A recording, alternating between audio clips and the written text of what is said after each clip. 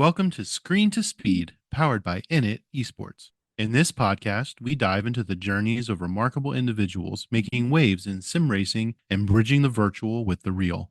From the thrill of digital circuits to the roar of real life racetracks, we explore the passion, dedication, and innovation that drives the world of motorsports. We'll hear from athletes, creators, and pioneers sharing their stories, insights, and the powerful ways sim racing is connecting communities and creating pathways into motorsports.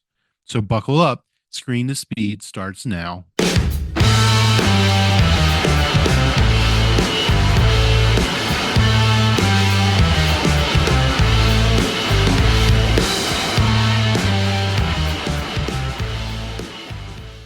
Hi everyone! Hi! Welcome! Welcome to the 8th episode of INIT Talks with me, Elz, and we have a special guest joining us today. Hello, Keri! Oh my god, hi, Keri! Thanks so much for having me. Oh my god, of course, I'm super happy to have you here as the guest of INIT Talks because, again, guys, meet Keri. Keri is one of the member in INIT community, and also she was racing in the Holiday Invitational and International Women's Day, right? hmm And also, she's a race engineer, just like you, Pap Simon. Oh my god, we have Sap right here. Jamie! Oh my god, Jamie, it's Jamie. It's Hi, Jamie. Jamie. Hi, Jamie. Oh my god, I'm so happy to have you here today, Jel. Oh my god, Jel. Hi, welcome everyone. Welcome to INIT Talks. It's our new guest for today. New girl, new episode, new girl. Oh my god, super, super happy. Super happy. Hi, how you doing today, Keri? Oh, I'm so excited to be here. The season is well underway and it has been so busy. And besides this weekend, my next weekend off is, let's see, the one after, so June 15th. That's my next weekend off after this. So I'm so Oh my excited to god. be just spending time here at home in my sim rig. Feels great. Um, and to talk to you about what I'm up to. Oh, nice, nice, nice, guys. So today's episode is gonna be a little bit special. Not a little bit, but very special because normally we have sim racer, streamer, real race car driver joining. But now we are talking about something a bit different in motorsport and sim racing. We will talk more about the engineering side Mhm. in it. So super excited. And it was great to race with Kerry in the Invitational. Yep, yep, yep. Oh my god. I saw the International Women's Day race, but I couldn't join because I was in the middle of moving to Oh. California. I was Mm. watching the stream a bit and it was great. So we were Yeah. doing awful right back then, right? Well, it was a struggle. I'm not a NASCAR girl, so it was actually my first experience in NASCAR. And I was doing pretty all right. I was having fun kind of hanging and following with Yvonne. And I had a weird glitch in my first pit stop where the car wouldn't pull away. Like I was physically stuck in my pit stall. Oh really? Huh. Yeah. I So, see. and then after that, my whole race fell apart. But it was still really fun, and it was Mhm. great to connect with the other women, and it was Yeah. worth doing for sure. It was a stretch experience for me, and I Mhm. can't just always do the things that are like my little niche. It's good Yeah. to get out and Get out be of your humbled. comfort zone once in a Yeah, while. How see how did you see the feel? talent. How did you feel racing in NASCAR, doing oval? Uh, I was really intimidated, especially because I don't have enough laps to really have the consistency to execute a good strategy. So it's Mm-hmm. really don't wreck the car, don't wreck anyone else, Mm-hmm. and just try to turn as many laps as I possibly can. Exactly. So yeah, so I think in that regard, I found a lot of confidence that I can totally drive this car. Mm-hmm. Um, but I did struggle with tire wear a little bit towards the end Oh, and just stuff like that comes with experience and comes with the mastery over time. true, true. Because I think in oval, the most important thing is saving up your tires. It's all Mhm. about tire saving in oval. Because yesterday I did 400 laps in oval for iRacing special event. It was the hardest 400 laps in my life. It was pretty tough, like really. I Especially believe when it.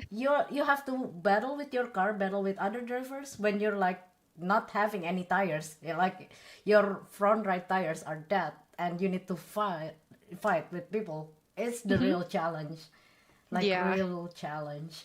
And driving the cup car is not easy, guys. In oval, I'm not a fan of that. I honestly. Not a fan, and I don't know, still trying to find my way to love driving the cup car in oval. Like, really. Anyway, hello It's everyone. okay. It's okay to have preferences. We have things that we love to do, but we are not shying away from the difficult things. So, Yep, true. I completely agree with you on that.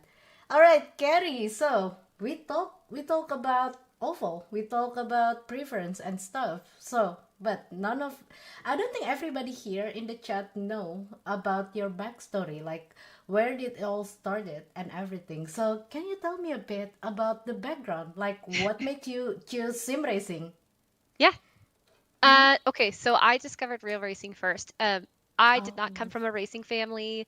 I didn't even have racing games growing up, but I've always had a need for speed. So I was that child that I loved to go to amusement parks, and I would just line up and go on ride after ride after ride after ride. And I just loved the sensation of G-forces, being at the top of the roller coaster and then getting sucked down. I always like Oh. being at the back of the coaster, so you get all of the whip as you pull, just Yep. absolutely loved that feeling. I'd go on vacations with my friends who had jet skis, and I would just want to top the thing out and go as fast as I could. And so I've always had that. It's instinct. And I didn't know until this year, actually, that I come from a family of pilots. There's 3 pilots in my family. I didn't know that. My dad was a pilot. My grandfather on my mom's side was a pilot, and my aunt on my dad's side is a pilot. And so Wow, apparently that's it's really just, cool. yeah, it's instinct. So, um, but I didn't get exposed until I bought my first sports car. It was a Miata, and I was at work, and somebody saw my car in the parking lot, and had business anyways, but came in and said, "Hey, is that your car in the parking lot?" Because where I lived at the time, North Idaho, everybody drives trucks or Oh, Subarus or, because it trucks, yeah. snows. But I always thought it was kind of fun to have a Miata, and I'd put, snow tires on it in the winter. And I Uh-huh. lived in a snow belt. We'd get 6, 9, 12 inches. Like we got as much as 4 feet of snow overnight. Wow. And I thought it was fun, and apparently that's not normal. That's not normal for some people. Yeah. So anyway, so this person came in to my mark and invited me, and I think that's the important thing here. I was invited. I finally got the exposure, and I was invited. And so of course I couldn't wait. I immediately I had to put a roll bar in my car, and because Wow. the organization wouldn't let me participate, but I was like, you know what, no problem. Like I'll do that. So my car was prepped, ready to go in less than 3 months, and I went and did my first event, and I was hooked. Like I had a boyfriend, but he didn't come with me. Like that wasn't a thing that we did Yep. together. Right. And I was hooked. Like after that, I didn't miss any events the next season at the autocross club. It was rallycross that I had first done. So basically like Wow. an autocross in the snow in a Miata. And In I a beat all Miata. of I was the only like rear-wheel drive little car there. There was a rear-wheel drive truck. That was the only rear-wheel drive vehicle there. And I beat all of the novices in my Miata. So a Oh couple my of the god. Subarus got stuck because it had snowed like 9 inches. 9 inches, that's a lot of snow. Yep. And it was Wow. 12 degrees outside, and I still had the top down. I was just, I didn't even care. I was just living my best life. And anyway, so it was a pretty immediate addiction and kind of snowballed from there. But, because of that feeling is what I was addicted to, the feeling of being in the car and experiencing the G-forces. I'll be honest, and please don't come at me, everyone in the chat. I Please. was not did not take sim racing very seriously because my first impression was, it's very video game like, and all of Uh-huh. the hardware is just like toys. They're Right, right, right. controllers that look like a wheel pedal. But I didn't take it seriously. I had not been exposed to the potential of professional sim racing or, even mid-grade stuff. So it wasn't until I ran out of money a few years later to keep going, to keep progressing. And I went to a trusted friend, and I'm like, how do I bridge this gap? Because I don't want to wait until I have money. I don't want to age out. I want to do as much as I can right now. Like I'm Now, young now. I will never be this young again. And I true. don't want to stop just because of money. So thankfully that was in 2018. And so I saved up money, and I decided to buy hardware that was not like made me feel like it was simulation grade, made me feel like I was really driving. And at the time, that was Fanatic Club Sport Mm-hmm. hardware. So I had the inverted pedals Right. that had both hydraulic and hall sensor for the brakes. That was kind of interesting, which I've since Nice. gone away from, upgraded from, Mm-hmm. and belt drive wheelbase with just Yep. a standard round wheel. But it was enough that once I got started, I could. It sounds weird, but Mm-hmm. my brain like pretends we're driving a car and I can feel it rotate and Right. so I was able to kind of sink into the zone and Mm-hmm. accept it as real. And that happened right before COVID. So I was really lucky because when the whole world shut down, You have like real something. racing, and it was Yeah. so depressing.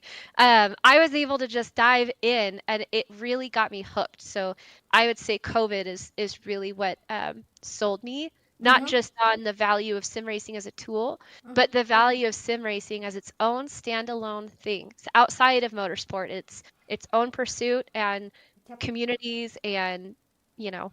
Yeah, true. I mean, I'm that pandemic baby also. I got into sim racing during the pandemic time because, yeah, Hmm. the world is shut down. I got Hmm. nothing to do. So I Yeah. just stay at home. I play video games. Like, I think I was playing Gran Turismo back then, but I was still using a controller. I got no idea that a steering wheel and pedal exists in this world. Okay, I was so dumb back then. I'm sorry, dumb. I was so dumb. Like I googled like okay steering wheel, and then I found something on Amazon. I bought my first Thrustmaster wheel and tried to driving it, and I was like, oh, this is fun. Oh, you can Yeah. have the online ranking also. Okay, let's do this. And I got hooked up until now. I'm stuck for the next 10, 20 years, I think, in sim But racing. even with a controller, you still learn racing lines and Exactly. closing rate and how to share the track with other vehicles. I Mm-hmm. mean, you still learn. I mean, I even though I started out thinking this way, I do not think about it this way at all now. Mm-hmm. I think that sim racing and racing games are absolutely the most accessible way to spark people's passion. Invite them in. People have to feel invited, right? Yeah. So many of my friends are like, "Hey, we like to play Forza or Gran Turismo on the weekend. Come play with us." Mm-hmm. And so that Yeah. that element is what helps build the ladder so that there's competition in the future. It takes time to get Exactly. good. Mm-hmm. So I mean, even if True. a controller is all someone had, I do not write them off as having potential in the future. I mean, Yeah. True. it's a Like honestly, for me, racing game is a great way for people to start getting into racing and motorsport mhm. because, yeah, as you said, like you can learn the racing line, you can learn how to battle with other people, like starting from the controller. And in fact, I have one friend in my community. He got like almost 3K I rating, and he plays with controller in iRacing. Like, That's okay, amazing. That's hard. I that's mean, hard. it's hard not to crash some of these cars with great hardware. Uh-huh, uh-huh. I mean, with steering wheel, like if you have the force feedback, you have those load cell pedal, hydraulic pedal, you can feel how much you need to Hmm. brake, and you can feel the details, the road details through your wheel.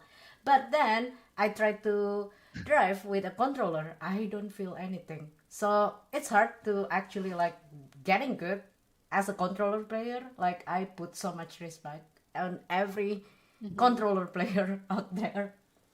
Oh my god, Nina! Nina is here! Nina! Hi, Nina. Hi!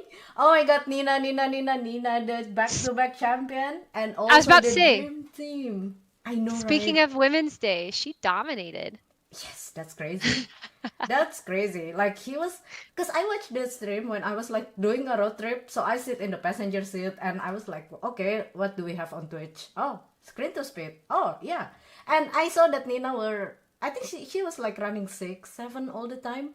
And then at the final restart, something like that, she was, I think, Nina, I think you were like staying outside, not going to the pit, probably, if I remember correctly. Like you stay out in the final restart and then you grab the win. Like wow, wow, that's. We will talk more about Strategy. strategy. Exactly, strategy. Because oval is all about strategy, and I believe in every kind of racing, strategy really holds the main key to get a Hmm. good result, right? And I feel like it's a metaphor because I remember Nina talking about that win later and, all the way leading up to kind of that final part of the race, Mm-hmm. you're not getting the confirmation that your strategy is working Yeah. until it works at the end. And I Until mean, it. isn't that true for the rest of, I mean, just being developing as a driver, and whether or not your experience starting out on a controller Mm-hmm. is going to lead you to somewhere great, you Mm-hmm. know? But it wasn't until she stuck to her strategy, played it smart, didn't Yep. push, didn't let the pressure of everyone else in front of her Mm-hmm. stray from her strategy. You know, she stuck to Right. it, and that, you know, that is a skill, and not everybody has that. Yep, true. Because at least for me, I did sim racing. Like most of the time I race in the simulator than I'm racing in real life. To be honest with you, I never tried racing in real life other than doing some casual karting. And for me as a driver, when I'm racing, I want to focus on the race. I want to keep my eyes on the road and focus on that. So thinking about strategy and driving at the same time can be a real challenge, at least for me. Yeah. Right? Well, I mean, that's a valid thing, right? But that's where experience comes in, because at some point with enough practice, the Mm-hmm. amount of load on your brain that actually driving the car takes is very minimal, you know? Oh, And so it well, frees true. up all of that mental bandwidth to observe quickly what other people are doing, to analyze what's happening, and to think through strategy and think one or two laps ahead. Mm-hmm. You know, it Right. that's that is a clear sign of an experienced driver. I mean, there's skills there that maybe their lap time Yeah. does or does not reflect. You know, and Yeah. that's kind of the diversity piece, right? Mm-hmm. There's a lot of diversity in motorsports because there's a lot of ways to get fast, and being smart about it, especially like in my shoes where I don't have an infinite amount of money. And so I can't just go and roast tires always seeking the Yeah. fast lap. That Yep. is not reasonable or realistic for me. Mm-hmm. And that, even though I'm not limited by that in the sim, I found that that pattern is true for me in the sim as well, that I tend to be conservative and work my way up. Mm-hmm. Um, I mean, of course, I'm like, ooh, tell me what you did with your strategy because I want to learn, you know? Yeah. Yeah. Exactly. Because speaking about strategy, like how do you set up the strategy for what race? For example, we are going to have a Miata race in iRacing. Let's start from that. So you jump into the race, and how do you think about the strategy throughout the race? What do you need to prepare at first? Okay, this sounds So like a dumb question, but it's not a dumb question. all That's right. honestly the difference between being good and being great, isn't it? Hmm. Yeah. Well, true. I So, guess. so for me, and I mean, every driver is different, and Mm-hmm. I guess coming up with that process is part of how we learn, right? Mm-hmm. But for me, I have to have enough practice laps, and usually the balance point for me is about 3 to 5 hours of intentional practice, broken down into at least a few sessions of driving. And then immediately after driving, coming off of the track and then studying my data afterwards. And Mm-hmm. there's a lot of ways to get data on the sim. One of the reasons I love iRacing is there are so many powerful tools and they're automatic. So like virtual racing school, VRS, Yeah. Garage 61, Trophy AI. I mean, there's tons of tools, and you can also use the built-in iRacing logger if you hit, I think the default hotkey is Alt L, and you can change that. And there's also tools that will automate that part, and then you can take that log and convert it to a MoTeX file and start Right. analyzing it in MoTeX. So for me, I'm able to do that. And then it allows me to start analyzing math channels. So like tire strategy, Mm-hmm. one of the most effective tools is to look at tire slip data and steering wheel efficiency. How much of your steering are you doing with the steering wheel Mm-hmm. versus how much of it are you doing with car balance? And how much are you skidding the tires versus allowing them to slip? So you don't want skidding because that's excess tire wear and time lost, right? Right. But you want to be able to carry all of the slip and really plant all of the grip and use all of the tire without shredding it like a cheese grater on the asphalt. So Right. getting enough practice laps in that you can study, get enough practice laps in that you can figure out where you can save on fuel to try to Mm-hmm. stay out of the pits, you Mm-hmm. know, and that's true universally. I mean, any kind of racing, I think that there's the higher you go, somebody's analyzing fuel consumption to make sure that you have just enough. You don't want to run out, Yeah. but Yes, you indeed. also don't want to have a bunch extra. Right. So It's. so I would say practice and then studying, intentional practice Mm-hmm. and intentional analysis so that you know how much Mm. fuel am I using? And then you can use tools like Garage 61. You can look at other people's laps and Mm-hmm. see how much fuel they're using I spy on Oh. people all the time because they leave it public, so it's Oh. there. So I'm Interesting. like, okay, am I using more or less than other people? So have I found that's not always realistic, but then you get like in real life, you get people with binoculars watching other Mm-hmm. people, other teams add, Yep. they're looking at how many gallons are in the cans and they're okay, so they've added this much fuel, you know what I mean? Mm-hmm. So Right, right. that Wow. happens too. Uh-huh. Huh. Stalking people in Garage 61 can actually improve your driving. I Yeah, never stalk people on Garage 61. Like, it's not honestly, stalking. I mean, yeah, it's they like tell you looking that at that the it's data. public. Right. Why do Yeah, I I mean, call it stalking, you guys? Like, hey, I am Dora! definitely a creeper. If you leave your data where I can find it publicly, I'm likely to look at it if I I will have an find you. interest. Yep, I Yes. will find your data. I there's reports in Discord. There's like an iRacing bot that you can go and look at people's driver profiles. You can Hmm. look at their average incidents per corner. So I try to be at least 120 corners per incident or Mm-hmm. higher. So, but there's plenty of people who are like only 40, 60 corners per incident. And so Mm-hmm. that's a strategy, right? Right. Wow. As again, like I'm telling you, and I'm telling everyone, like I would like to drive. I got into sim racing because I like driving, but I Hmm. never look into my data. Like I never look into my data that real deep, like going into the motec and everything. Like I'm just driving, trying to go fast. That's it. Hmm. And I I give this responsibility to my spotter or my engineer, like help me out in this because I just want Hmm. to drive. Hmm. So it got me thinking that you as a driver or we as a driver, do we actually need to do it, or it's like a job, not like a job, but it's like something that if you have an engineer, they will help you on that. Like, Yeah. So the big thing is that we have to, so our instincts, our perception can lie to us. What we think is fast or what we think feels fast may not actually be the optimal, right? And hmm, so I utilize the data to help me learn what I don't know and would not have learned had I just continued to practice in a silo on my own. And I find that that's actually one of the greatest benefits of working with a team where mm-hmm, there's other drivers, especially running nearly identical cars, mm-hmm, where you can do A/B comparisons and things like that, and really right, dive down to what's driving the difference in the time. Is it the car or is it the driver?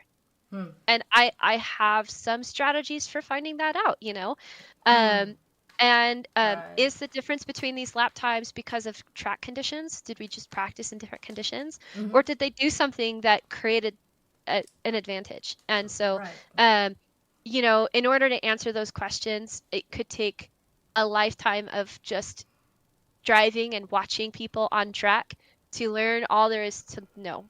You know what I mm-hmm, mean? So yeah, I feel like, sim racing helped me accelerate my experience as a driver behind the wheel, but it also helped me accelerate how much data that I had access to help challenge and expand my understanding of how do tires work. Like, hmm, you can think you know how tires work and then right, have somebody completely blow your mind. right, Um, and so I feel like that's a useful tool of, especially if you're not going to college to be a race car driver, yeah. I don't have a racing you know? background. Yep, I learned everything Yeah, from the sim. I yeah, improve from the sim. but it's just another tool that's available. I certainly don't think it's required. I think that there's plenty of people who have very sharp instincts and sharp perception, Mm-hmm, and through enough experience, they can just trial and error things, and figure out what works. I certainly don't think it's required, mm-hmm, right, but I think it's an advantage. Whether you're performing the analysis or you have a spotter or a team engineer mm-hmm, who's just taking that quick look, right, and they bring you a the fast gold car. nuggets out of it. Like this is the last race that I did at Pacific Raceways in Kent, Washington, a couple weekends ago, and there's one corner in specifically that AIM has a tool that correlates distance and Mm-hmm, time. So if you cut distance, does it add time or remove time, basically? And what mm-hmm, I found, there was one driver who had found an ideal line, and it's not what you would think. By looking at the corner when you walk the track, it's mm-hmm. a downhill, open, long, sweeping carousel. And Okay. so it looks like if you stay wide and just try to carry as much speed as possible, Mm-hmm. that you're going to come out of it real fast.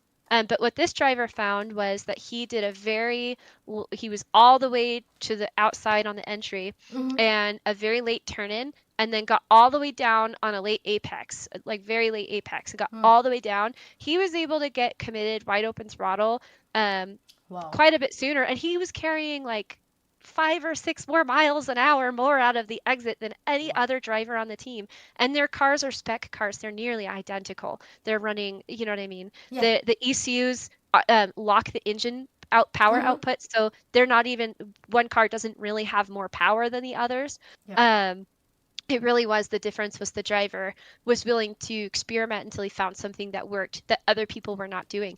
And it Yeah. also served as kind of a defensive line on exit. So as long as they didn't pile drive, like get underneath him on the corner entry, Mm-hmm. it would almost seem like he was defying physics and driving away. So, you know what I mean? Yeah. Yeah. But then I was able to take that information and say, okay, well, now this is a team secret, and we're going to use that to pull the other drivers up Yeah. and help make them faster. And then, lo and behold, the team swept the top five and had many of the top 10 spots of that race. Mm-hmm. And so in that way, I think that a lot of drivers, had they not been told that, and that's just Right. one piece of information, and it's whole ten, like 5 or 6 tenths, several miles an hour. I mean, how much money do people spend to find that kind of time by making their car faster? What if you could just get one piece of information from an engineer who knows what they're looking for? Hmm. What's that Right. worth? Right. Right. So, Huh. Right. By the way, hello Jacob. Jacob here saying that a lot of people make the mistakes on overdriving the car. Overdriving the car. Because mhm. sometimes you need to drive to the limit, like you're Yeah. pushing, but it turns out sometimes you're overdriving it. But I think you need to do it sometimes to find the limit of yourself Well, and your car. and I think that overdriving is subjective. I think overdriving, I mean, there's clear signs of overdriving in terms of tire wear and, time lost when making a mistake, comparing Mm-hmm. to a different driver, yada, yada. But I think that as a whole, you have to be able and willing to ask the car to dance along the limit. And if you make any mistake, it means you're overdriving, right? By Right. nature. So, and nobody is driving perfect laps. So I think you're right. You're onto it that, in order to push, there's some amount of overdriving is required. Mm-hmm. Because, if you think of the limit as like an absolute thing, which it's not an absolute thing, but let's just pretend that we can normalize it as an absolute thing, as a Right. baseline. And Mm-hmm. it's this line here, right? And as drivers, we're trying to like converge on this limit, Mm-hmm. right? And the closer we get, we're gonna kind of go over and under and over and under and over and under. Uh, And then, there's kind of common terms like top down drivers, which are mm-hmm. drivers who come in and they overshoot the limit, Right. and they're more like Up dipping and under down. the limit, but Mm-hmm. they're coming at it from the top. And then drivers like me, where I'm really conservative, um, part of my appeal to racing is it's like exposure therapy to fear. Uh-huh. The more you encounter dangerous situations and you go, oh, I totally have this. Like a few weeks ago, I was over at the Ridge, which is in Shelton, Washington, and it Mm-hmm. was raining, and I got a chance to drive an FR 500S Mustang on slicks in the rain, and it never Wow. stopped raining. And Wow. and I don't have the money to just replace this car. It was a very kind gesture to thank me for some help that I had given somebody, and Mm-hmm. anyway, so of True. course it's like I want to enjoy the car and I don't want to be embarrassed because I'm driving the car like a weenie, but I also want to be respectful of the fact that this is just a fun experience. This is not a race, it's a track day, and it's Mm-hmm. raining. And And a it's car right. had gotten totaled that morning. A car with What? less power than the car I was driving. Wow. So there's so in those scenarios, experiencing something really scary, and then I only got 6 laps in the car, but I got a point by a BMW M2 before my laps were over.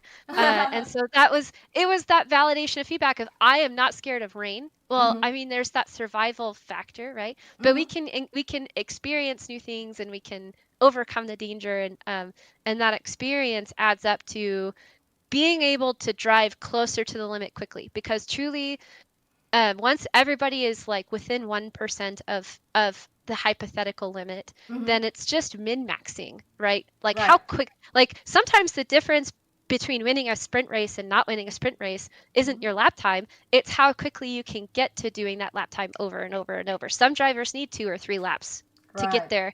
Other Uh-huh. drivers, they'll warm Mm. their tires up right if they know just how to do it. They know just how to use every bit of grip on a cold tire until the tire's warm without Mm-hmm. overheating the surface of the tire, right? So Right. they're getting absolutely as much as they can. And that's where I say overdriving really hurts people is they're superheating the surface of their tire and they're not allowing themselves to get the most out of it. And that I think so now, as an engineer, Mm-hmm. I want to be able to go out and just drive and be able to get right to the limit. Mm-hmm. But I'm still in that phase of observing I come off of the track and I need someone to measure my tire temperatures right away, right off the track to Mm-hmm. try to and then, sample all the tire pressures and tell me how well am I using my tires? Am I pushing too hard or am I and in my case, my tires tend to be a little cold. Like I am Huh. not using all of that's available, right? But Right.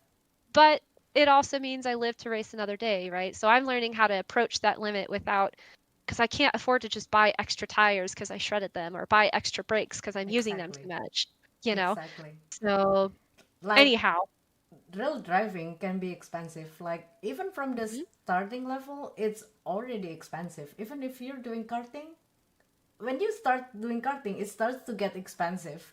mhm. So Well, and in karting, your only way really to adjust spring rate, besides sometimes you have like a sway bar and you can adjust track width, is your tire pressure. So yeah. you're adjusting your cart balance and how it handles in tenths of at only 12 psi. Mm-hmm. So you need a specialty gauge. You can't even just use a normal tire gauge. You have to get one just for go-kart tires. Mm-hmm. Mm-hmm. You Right. know. Right. Wow. So by the way, guys, today I'm learning a lot from Keri. Like really, because it's very technical and it's like something that I never thought that I need to take care of it before. You know what I mean? Like I'm just driving. I'm like a true driver. Like I'm just driving. But now, Yeah. since we are talking about the more technical part, it really got me thinking about cold tires and everything. Because in sim racing, a lot of crash that happen in the first lap, mostly because people spun, because the tires still cold, they're not ready, they don't know how to handle it. So for me, I feel like it's really important to understand your car when the tires are cold, when you over driving the car, or even like driving with a broken car. Sometimes I did that Mhm. in practice. Like I crash, let the steering wheel broken, and keep driving just to see how to handle this car when it's broken. So Mhm. I feel like sim racing or simulator can give you unlimited time to practice. So you Yes. can bring that to real life. And Because, there's no shame. That's the thing in real life. Like if I was, for example, that Mustang, mm-hmm, if I damaged that car, um, it would cause real psychological harm to me and my performance because it creates this permanent association of I broke something, huh, right? right. In order to really get to the next level, I have to be able to disassociate those outcomes, which is did I perform well or did I not perform well, with who Mm-hmm, I am. That is just one blip in time of who I was that day. You know what I mean? right, Um, but I don't think that just because people haven't discovered kind of this extra layer of what there is to know doesn't mean people aren't taking it seriously. I think ultimately getting out and driving is more important than anything else, right? Because right. it all boils down to experience. If you're not getting out there and putting in the laps, what are you going to analyze about yourself to improve yourself, right? True. The practice comes first. And then the, Practice the comes first. curiosity, and that's really for me, like engineering is a pursuit of curiosity. I'm not doing it out of a sense of obligation because if I don't do it, I'm stupid or I'm lazy or Mm-hmm. whatever, or I don't care. I'm Yep. doing it because I'm genuinely curious. I want to know. Like I learned it as a hobby first before people started asking me for help, and that's it kind of segued into a progression that way. Mm-hmm. um, but I think that many things you can explain to somebody with words.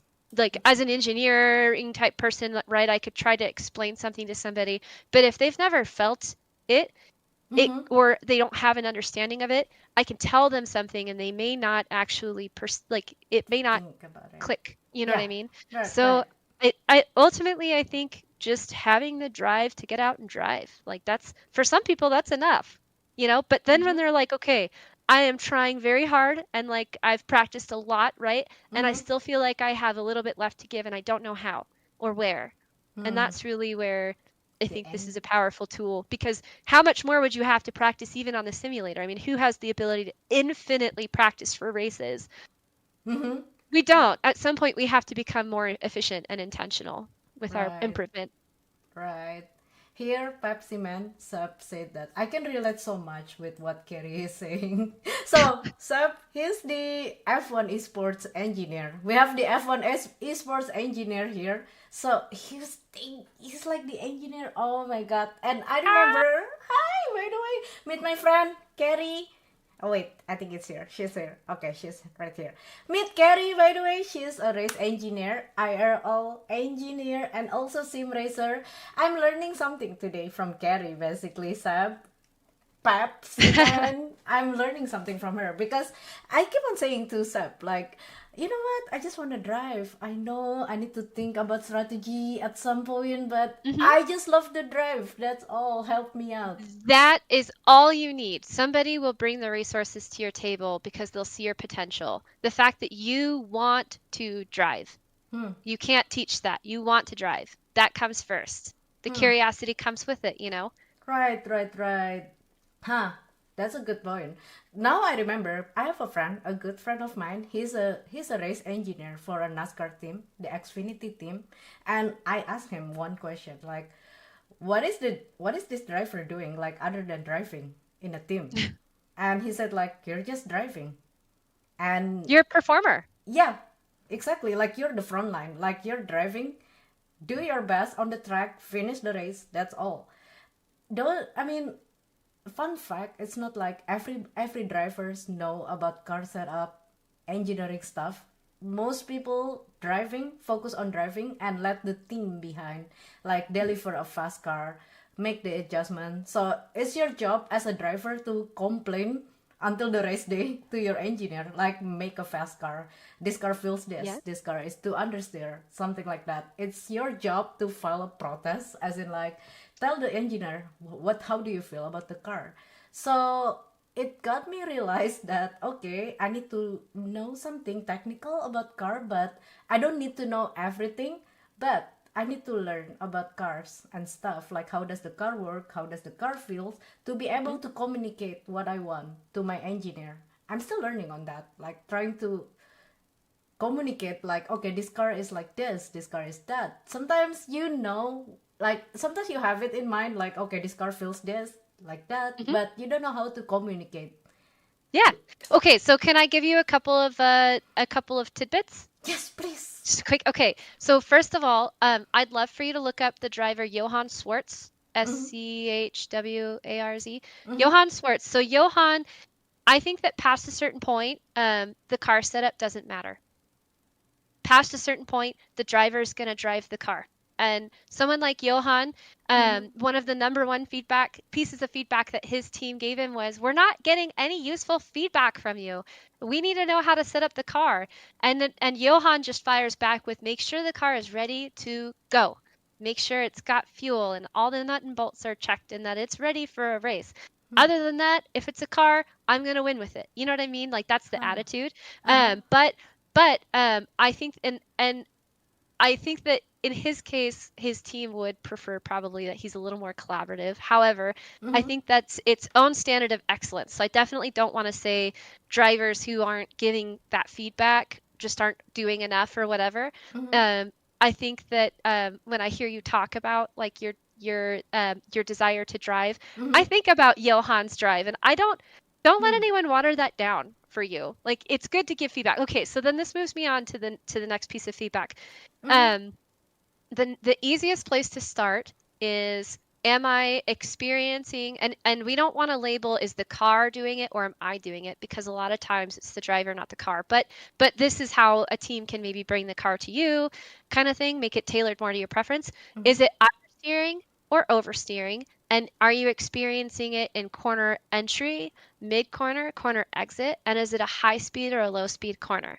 With that Ah. feedback, your team could do all kinds of things to help bring, but only make one change at a time. If you're working with a team, they'll know this. But if you're at home banging your head against a wall, trying to figure out, can I make this setup work better for me? One change at a time. I'm serious. I know it's really tempting to go in and say, okay, I want to loosen the car up on corner entry. I'm going to change this and this and this and this, hit save, see if it's better. But you don't know what change added up to what feel, you know what I mean? So Right, if you're really in the right. process of learning, take the time and do at least like 5-10 laps per change. You know what I mean? Because then you're Ah, going to go collect your data and you're going to have average cornering speeds, entry speed, exit speed. When did you get on the throttle? And you can really start comparing. Did this change allow me to commit to my braking zone? Because it's all about the three inputs, right? The driver has a few ways to control the car. They have a steering wheel, they have a throttle, they have a brake. right. How did the change in the car change how the driver uses the car?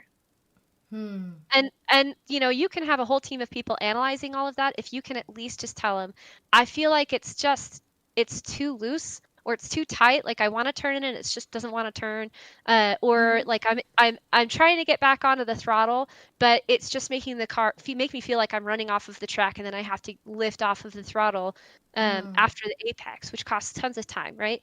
Right. So that's probably the easiest way to get started, being collaborative with a team where Mm-hmm. they're asking you for feedback. They can come to you with ideas of how to create the change, what to do with the feedback. Mm-hmm. If you can just tell them, where is Hmm. it understeering or oversteering? Where in the corner and how fast is it? And how does that feel, Hmm. And I yeah. see. Yeah, so Pepsi Man also said that high speed, low speed, understeer, oversteer, corner entry, exit are the three most crucial piece of Hmm. information we need. Yeah, Huh. So you don't have to because be that technical, as in like you can communicate, oh, it's to oversteer at the entry. That's what enough. matters is that you're self-aware of how you feel, and it starts with, I want to drive the car, right? Because if you are just driving out of obligation or because it's cool, you're not going to have Mm-hmm. that drive to be self-aware of what's happening, right? You're just going to be driving. Mm-hmm. So, but Ah, it's enough. That's enough feedback. If you can just try to explain, and I know it's hard sometimes when you get out of the car. yeah. I really drive with my like subconscious a lot, Mm-hmm. and so I don't always remember. I have to like really sit and think about it Mm-hmm. Right, right, right. because I don't know. I'm just driving, like, I'm just you know. driving, yeah. I'm just driving, exactly. Like, Yeah. I think when I'm driving, when I'm sim racing, all I think is just make this car turn, don't break the car, that's it. Like, that's what I keep in mind. Like, make the car turn, when there's a corner, that's it. That's enough. Yep. Make the car turn. But Transmission it's a top. motorsport. You could spend so much time trying to make that happen, and it can turn in all kinds of ways. It can turn on the brake. It can Mm-hmm. turn violently on the throttle.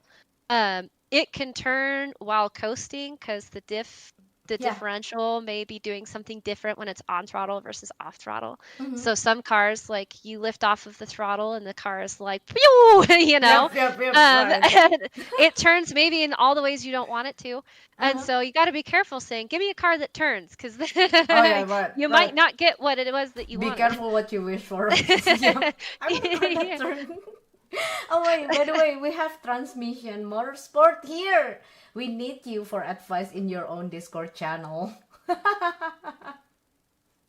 Hi, by the way, Transmission and Sap and everyone, welcome. We are having our special guest today joining us, Keri Anderson. Keri is a sim racer and also a race engineer. I'm super happy because I have I have a lot of friends who work as an engineer, but it's not like a girl, it's more like boys doing this engineer, Mhm. being nerding about stuff. And Yeah. I adore you so much. Like I can tell that you really love the adrenaline. You love the adrenaline, you love going fast, you love the challenge, and also Mhm. you like to learn more about it. Like you like to, yeah, analyze. I think that's the Mhm. most important thing, not like the most important thing, but one of the most important thing in driving. Yeah, Yeah. you're driving, but you have to analyze sometimes. I could tell you I'm hungry to go faster, but I'd rather just show you. But I also Hmm. would like to hold the hand out and help help people up along the way. Mm-hmm. I think one of the biggest things for me is not making my career just about me.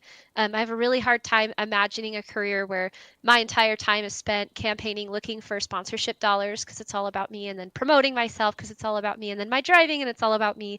I really like to have that people focused. I genuinely care about the cars and the Mm-hmm. drivers and their discipline and their racecraft. And to me, engineering is a way to give back. It's a way to inspire people, to empower people, to encourage people, and to give them something that's more than just my opinion. I mean, analysis is a bunch of opinions, right? An interpretation. Right. And there's lots of different ways to achieve similar goals, but I'm really like turned on by the idea of what allows a driver to sink into that state Right. where they're truly performing at their best. Mm-hmm. And even people who lack some self confidence in what they're capable of can surprise themselves if they have the right environment and the right support. And there's lots of different ways to achieve that. But like going to a racing school is a great way to Mm-hmm. do it, or renting from a team who specializes in coaching drivers. There's some teams who even specialize in coaching sim racing drivers to help them bridge that gap from sim racing to real racing. And they help with like the mindset aspect. Like, what do you do when your driver is about to get in the car and they're shaking and they're scared and they're like, how do you deal with this? Yeah. Maybe Yeah. not every engineer would have an answer for that, but Mm. I do have an answer for that because I'm really passionate about that. And I feel like data is one side of it. You can be data informed, data driven, right? But also um, all the way to the tippy top of racing, the driver is such a huge part of the equation. You have to understand them, what motivates them, what derails them, what Mm-hmm. keeps them from their success. Because you can have a successful driver have a bad day because they're just not there. Right. So I Mm-hmm. feel like engineering's kind of a fun mix of what I did for a career. Mm-hmm. I kind of as an adult, like I had gone down my plan B. Like I went to college for business. I should have gone for engineering, but I didn't know what I didn't know until I discovered it, right? Mm-hmm. But Yeah. but I did learn how to work with people, interview people, and to Mm-hmm. figure out what their problem is. Even if they don't know what their problem is, I can interview them and say, okay, what Right. I think that they're struggling with is this. So what I think I want to bring them, the most that what can I do? Because you Mm-hmm. can't fix everything in one day, right? So you have True. to kind of pick a priority. Well, if I could give this driver one thing, what would be the biggest impact? And I think that impact piece, I love engineering because I have the opportunity to create a massive impact and for Right. other people Right. besides just Right. feeding them. And I can give something to them and say, okay, now I've helped you up and now I want to compete with you so you can help inspire me. It's a little selfish, but you No, know. it's not selfish. It's like, I mean, we help each other here in the community, and that's the most important thing. Like, a lot of people drive. A lot of people want to be the fastest driver, but Mhm. on the other hand, we need engineer, we need spotter, we need, even in real life, we need a pit crew to build a successful team. Like, if everybody wants to be a driver, who's going to analyze the data, right? Who's going Mhm. to be the engineer if everybody wants to drive? If everybody wants to be a race car driver? So, That's true. like I at first when I first started getting into sim racing, so a little background about me. I started from playing a MOBA games. So it's like a Okay. strategy games, team kind of thing. And I feel like I don't want to gamble my win because my teammate Mhm. doesn't perform. So I will jump into sim racing. I can do this by myself because it's Mhm. a solo driving. And then the more I get into sim racing, the more I realize you cannot do everything by yourself. At some point, you need people, you need your team to build your success. Like yesterday, And I had 400 laps, the Coke 600, and I don't think I will survive the race if I don't have my spotter with me. yeah. It But you need to be confident that your spotter cares about you and your success. They see you, they see your strengths, they see your opportunities, not because they want to pick you apart for them, but mm-hmm, because they want you to succeed, right? mm-hmm, If you like in real life, having mechanics work on your car is you're vulnerable to them. If they make a mistake, it costs you, could cost you everything, could cost you your life, you true. know? And so I think that, yeah, I mean, that's a valid thing. And that's kind of As a driver too, when you aspire to excellence, Mm-hmm. right? We also aspire to having teammates who are excellent. And I guess that's I don't have a degree in engineering, but I feel like that's what I've learned so far this year. Mm-hmm. Hearing stuff like that from you too, and imagining myself um, how hard it is to put some of your own outcome of your race into someone else's hands. Yeah, yeah. You know how Yeah. it feels. You know what I mean? Like, cause Yes, it's a big hurdle, and it having good is. teammates keeps people out of races, or not having good teammates. You know what I Right. mean? Uh-huh. Yeah. I mean, for me, if I want to have someone as my engineer, as my spotter, one thing that I need to achieve is trust. I need to trust my spotter. Hmm.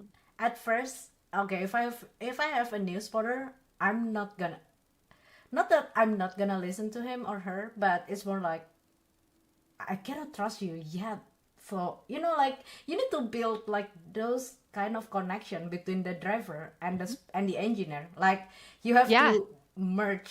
I must say, like you have to become one person, like together, like both of you, Yes. like Yeah. equally So connected. I had an experience. I've never really had like a race spotter.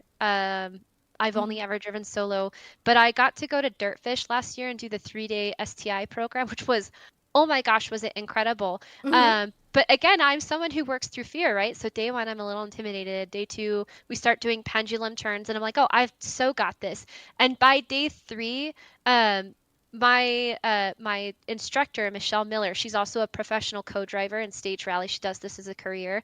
And one of Wow. her strengths, I remember getting out of the car at the end of the day and being like, it felt like you had just plugged into my brain and I could no longer hear what you were saying. There were no words. Mm-hmm. Like all processing of what she was saying was all subconscious, and the Mm-hmm. subconscious brain is so much more powerful than the conscious brain. I mean, infinitely Mm. more powerful. So that trust thing is huge because in order to get sink into that flow state, I had to surrender myself to what Yep. I was being told. So it's input output with no process.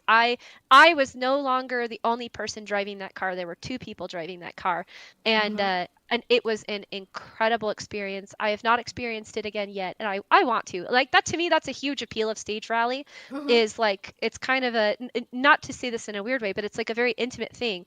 It's I think a very rare thing to have that kind of a connection with somebody and to Mm-hmm. truly trust that they're telling you full throttle, grab for fourth gear, and I can't even see where we're turning next, and I'm grabbing full throttle, grabbing for Yep. fourth gear, and I'm just trusting, you Yep. know. Yep. Yep. Um, and I think that that's kind of the beautiful part of working with teams because if we didn't allow ourselves to let other people in, and if we only ever made racing about ourselves and what we do, Yeah. we would be missing that net, like what's True. left, Mm-hmm. you know? Yep. Yep.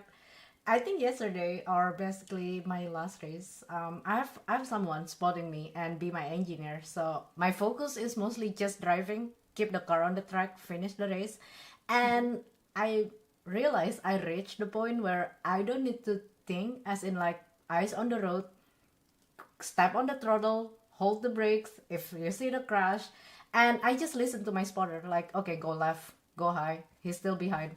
And I'm not even thinking, like I feel like, okay, I'm connected to my spotter now. Like So you're I no longer looking in your mirrors and your no. spotter's allowing you to look ahead Mm-hmm. because you trust them. Yep. You've surrendered.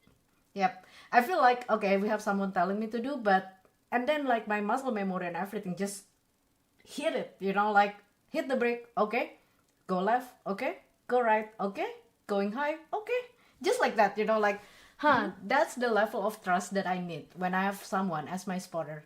Like, yep, I really need that. And transmission, um you're right, like there's so much I'm not good at. I have no issues trusting teammates. I trust people's knowledge. Right, right, right. Talking about the subconscious. Now you start sounding a lot like Brandon. That's a compliment. Yeah, Brandon is two-time F1 esports champion. Yep, yep, yep. Everybody knows Brandon at this point, right? Yeah, so okay, then it got me thinking, like we are talking about real racing, we are talking a bit about sim racing. Now let's go back a bit to sim racing. So we saw you racing in in the Screen to Speed Invitational, both the holidays and the International Women's Day, right? So, is there any car that you like in iRacing, in sim racing? Me? Mm-hmm. Well, okay. I like pretty much all of them, let's be honest. The sports cars. Hmm. I I think that my most fun carefree driving happens in a GR86. Hmm. I really like how compared to all the other cars that I drive, its limit is fairly low. So like when I hop into a GT3 car, it's not uncommon for me to be looking for the last 2% Hmm. of pace. Whereas when I get into a GR86, that gap is cut in half because the car requires so much less of my bandwidth to drive it, that it's like it drives in slow motion, if that Mm-hmm. makes sense. Right. And so Huh. I feel like I truly, that's where I get really excited in a good way because I'm more competitive and I'm able to kind of outsmart people and I Mm-hmm. can study them and, and I just feel like everything is not overwhelming. Mm-hmm. Whereas like doing the 12 hours of Bathurst, it's just trying to survive. Or like Uh-huh. driving a GTP car, I really like driving high downforce cars. Mm-hmm. Uh, this isn't Downforce gang. iRacing. Yeah. This wasn't iRacing, but speaking of F1, I participated in Rocked the Rig last year, which was really cool. And I just barely, I think, probably didn't get selected after Suzuka. I really had tried hard, but I participated in most of that with no assists, so no traction control, no ABS, really Mm-hmm. trying to honor the car itself. Um, so more and more and more lately, I'm trying to drive things that have no assist because I'm trying Ah. to challenge my understanding of how tires work. And so Right. I like GR86s because I feel like the ABS and stuff just like you can just lean on it, man. You can just Yeah. slam the brake and it doesn't Yeah. matter. I'm not going to go skidding off of the track. I trust the car. Mm-hmm. So I really like being in my comfort zone in the GR86s. Mm-hmm. But lately, more and more and more, I'm kind of going more towards like the Formula One and the GTPs and things like that. And I want to like them. They're still really hard and humbling.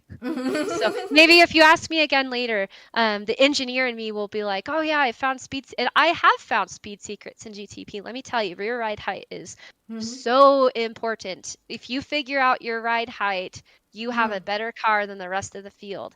But then Huh. it's like, okay, not only are you spending 5 hours working on your practice laps, but you're also spending 5 hours iterating your setup. And I really like that GR86s are fixed. So Hmm. just gonna say Interesting. that's one of my favorite aspects of them. Hmm. So it's kind of this Interesting. dichotomy of like being lazy, but also like I love that they're fun and you can just hop in and you don't really have to know how the car works to just get in and drive them. Yeah. I think that's the reason why most of the time I'm running the fixed setup in iRacing because I don't need to think. Everybody running the same setup, so Hmm. we can just drive. Like, yeah, floor it and drive. And GR86 is so fun. It's like one of my favorite series in iRacing, one of my favorite car because that car is not fast, but it's so fun to drive. And by saying that that car is not fast, so when something happened, you got time to actually think. Meanwhile, with the Formula, GTP, or even GT3, that car is so fast. So when there's a crash, you don't actually have time to react to it because reaction time is something that you need to train. I believe in that, right? Yes, yes. And you need consistent practice because it's not like riding a bike. I mean, you have to maintain it. Right, right. And oh wait, so Seb knows you. The F1 is engineer knows you. I knew the name was Hi. familiar. I saw you racing in that. Oh my god, the world is so small. Yeah, well, Yes. I love that these programs exist because like a year ago I didn't have really much of a network at all, you know? Mhm. Mhm. So Rock the Rig and also High Tech Valkyries. I did a Bosch Motorsport in conjunction with Lynn St. James, Oh wow. had hosted this program at Portland Formula E Mhm. called Electrify Your Career. And then one of the gals representatives, she's a software engineer for Bosch, Oh had wow. Cool. hosted this podcast yesterday with 5 other female motorsport engineers at the professional level, At the which was professional. just Wow. incredible, right? But all of Yep. this has really only been recently, and it's only because people intentionally are trying to network women, you know? Mhm. Right, So right. Huh, wow. And honestly, by the way, transmission and also Kerry, don't worry. Speaking about ACC and stuff, there will be a lot of interesting things coming up this year in Screen to Speed. So maybe you guys want to join. So don't forget to give us a follow on social media because we'll be updating a lot of event. There will be a lot of upcoming event. By the way, Kerry, I would love to have you in it. Please, please, please, please. So we are going Yeah. to have the upcoming Screen to Speed and we'll be racing in F4. So we'll be driving Formula car, finally. Formula car, and we'll be driving the a different tracks. Because normally we are in Screen to Speed, we are running in Laguna Seca, Okayama, Alton Park, but this time we are bringing some challenge for all the girls out there. We are taking three of the most challenging track in iRacing. I think you should be know that.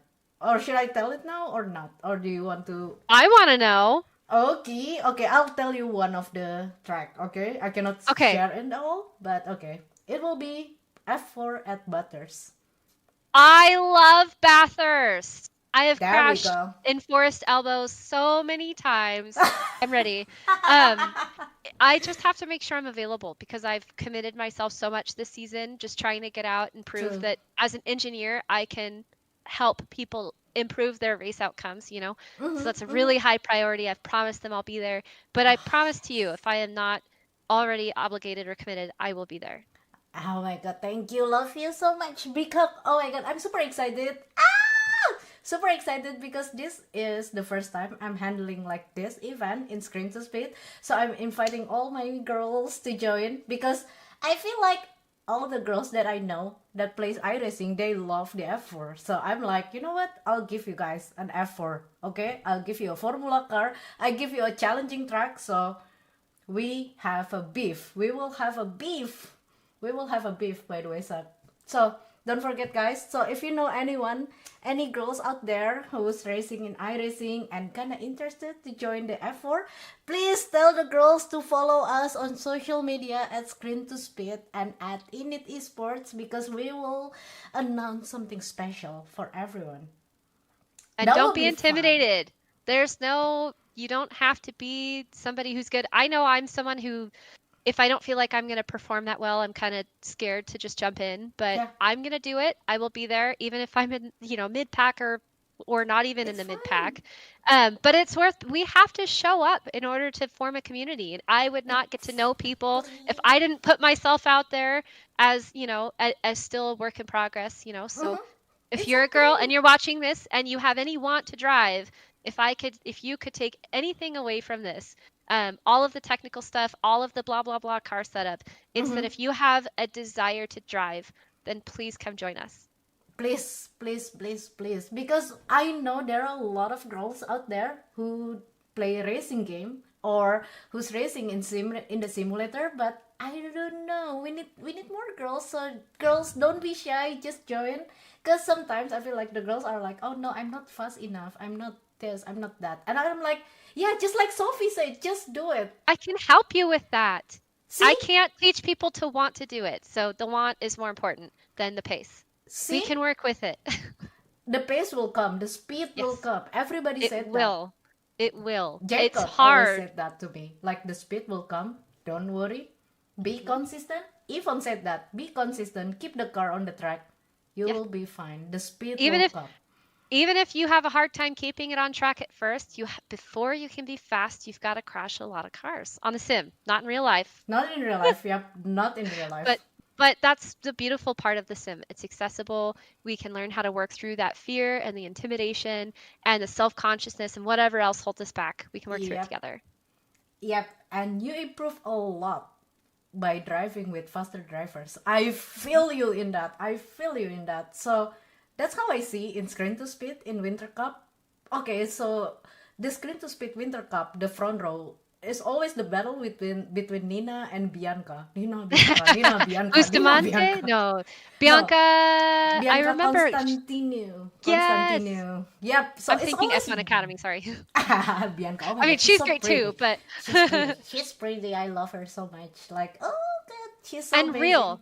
She's Yeah. like awkward sometimes, and I love it. That's my favorite part about her. Uh-huh. Like I don't know. like all the girls in F1 Academy, they're amazing. Like, oh my god, love it. I love the girls who made it to the grid in F1 Academy. Like, girls, you girls really show it. Like, okay, you know, and it really inspired me to actually keep pushing myself, because if you look into their social media, if you look into their racing career, they are racing, they are making content, they keep themselves self healthy and stuff. Like, it's a lot of things to do, and wow, and this girl can keep up with that, keep up with the pressure, and also keep up with, not gonna lie, sometimes, like, people gonna put a comment on, no, but the point is, you keep on going, you keep running. That's the most important thing. And at least for me, at this point, I feel like racing is not just about racing or going fast, but also dealing with your mental, like how you keep up with everything. When everything goes wrong on the track, how do you keep up with that? How do you, you know? But also kind of like what Max Verstappen said is, would you force your kid to race? Which was absolutely not. Only if they want to race. That's it. You have to have the want.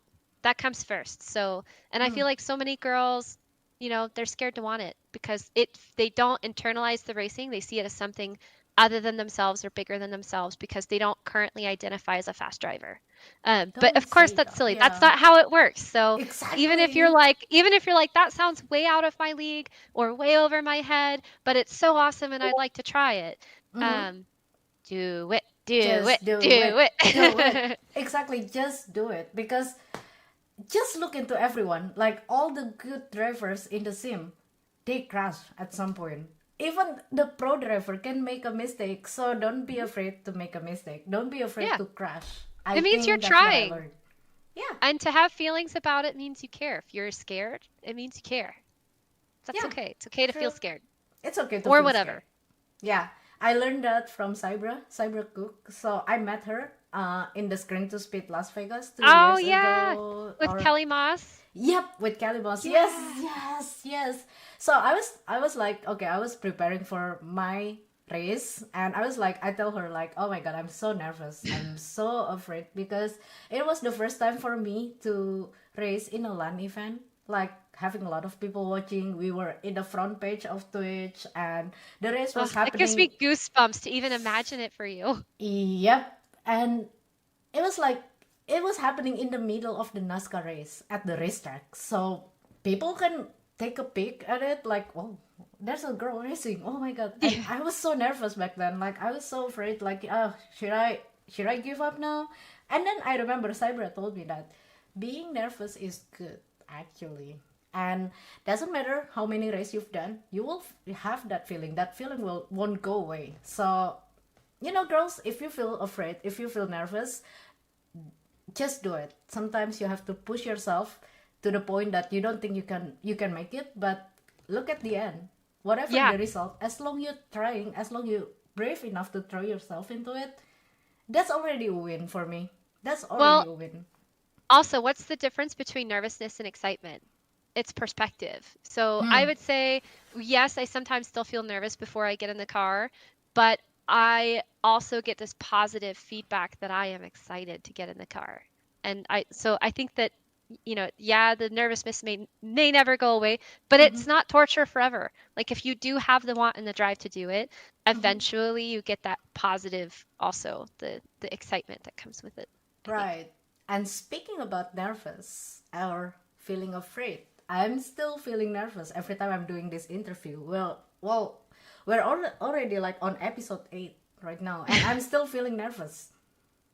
I'm Yeah. still nervous going into the race. I Well, you think sound great too doing the much. podcast. You're so Thank you. I'm trying This to is do my well done. best. Trying to do my best to make my guests feeling comfortable. Like trying to, you got this, we got this, we will have fun. Because all I want is to be my guest. Like, all I want for my guest is like, I want you to feel comfortable. I want you to be happy in this interview. And that's the most important thing. Because what's the point of having a good topic in the interview, but none of us actually click to each other? You know what I mean? Yeah. Like, yeah. Yeah. But Well, yeah. I'm glad to be here. I am glad you're here. Thank you again for doing this and all you do and all that INIT Aww. does, Screen to Speed and these efforts. I one of the pieces of feedback I hear often is you shouldn't try to recruit girls just for the sake of it. Like that doesn't help anybody. But I Mhm. think it's not like that for me. It's that it takes women like you to open the door and invite people like me in for us to feel welcome. So Mhm. you do make me feel comfortable. You make me glad to be here and glad to be part of the community. Thank you so much. Oh my God, you, Jamie, and everyone. Oh my God, thank you. I'm trying my best to bring the best experience for the girls because I came from Indonesia, and in Indonesia we don't have a female sim racer, so I was the only one, the one and only. Nobody wants to take this path, as in like for some people getting into sim racing can be frustrating at first because you don't know what to do. At least for the first 3 months, the first 6 months, or even the first year, you don't know what you don't know, and that's normal. And I think I don't want to say that I'm brave enough to keep on doing it, or maybe I was dumb enough to keep on doing it. Like keep repeating the same mistake until I realize, okay, that was a mistake, and how do I fix it? Mhm. So yeah, sometimes it you need one person to get out there and like prove it that we can do it. Stubborn enough. Yes, I'm stubborn. But sometimes you have to keep on repeating that mistake until you realize that was a mistake. Yeah. I mean, and that's sometimes we don't even recognize them as mistakes because they're just the best we can do at the time. And Mm-hmm. then later we realize, okay, we have opportunity. That's what it is. It's opportunity. Oh, you're not perfect? Weird. Well, everyone else is perfect. So, no, I'm just kidding. But you know, Yeah, yeah, so at some point we start asking the correct questions. But the yeah. important thing is like I was trying to say before, is the desire. Like if racing excites a girl or roller coasters or whatever, chances are she's got a need for speed. Mm-hmm. And there is no minimum barrier to enter besides having even just a controller, and you can Exactly. start. Mm-hmm. You It can you don't start. have to have anything more than a desire and basic resources. Yep, true. Because sometimes, like, I'm not talking about the girls, I'm talking about sim racers in general. Like, when they want to start getting into sim racing, they will think about fancy wheel, Mhm. fancy pedals, and everything. Mhm. And I always keep on saying this to everyone, don't you ever think about that first? You know what? The first thing that you need to do is driving. Mhm. Try it, and then later if you want to make an upgrade, it's up to you. But it's not necessary to have like a fancy wheel, a fancy pedal as a start, because all It you can need is willing to drive, willing to it can learn. be hard though. I will say, I would have rather started with a controller than like really, really, really cheap wheel and pedal setup Mm-hmm. because it's hard to say like explain it, but I just felt like it was so distracting at first that I needed some suspension of disbelief that what I was using wasn't really a car because I'd Mm-hmm. spent so much time in a car that I got so hung up on this Logitech is junk or whatever. I mean, I'm not saying Logitech is junk. I'm just saying that's like I felt so numb and clumsy, and I just couldn't get a sense of how fast the car was going and stuff. Mm-hmm. And it just would have been simpler for me to have not spun myself in circles over that. Like I think Yeah. because your brain adapts. Like a can controller does not look or feel like a car,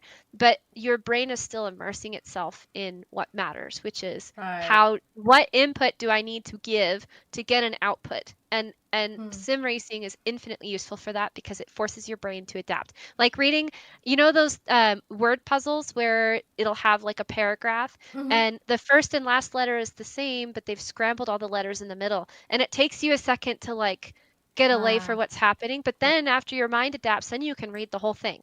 Right. Um, and I think that controllers and stuff can and sim hardware can be that way Mm-hmm. where there's always some amount of interpretation, right? Right. So it doesn't have to be 100% real for Mm-hmm. you to have valuable Experience gain or something valuable from it. yeah, true.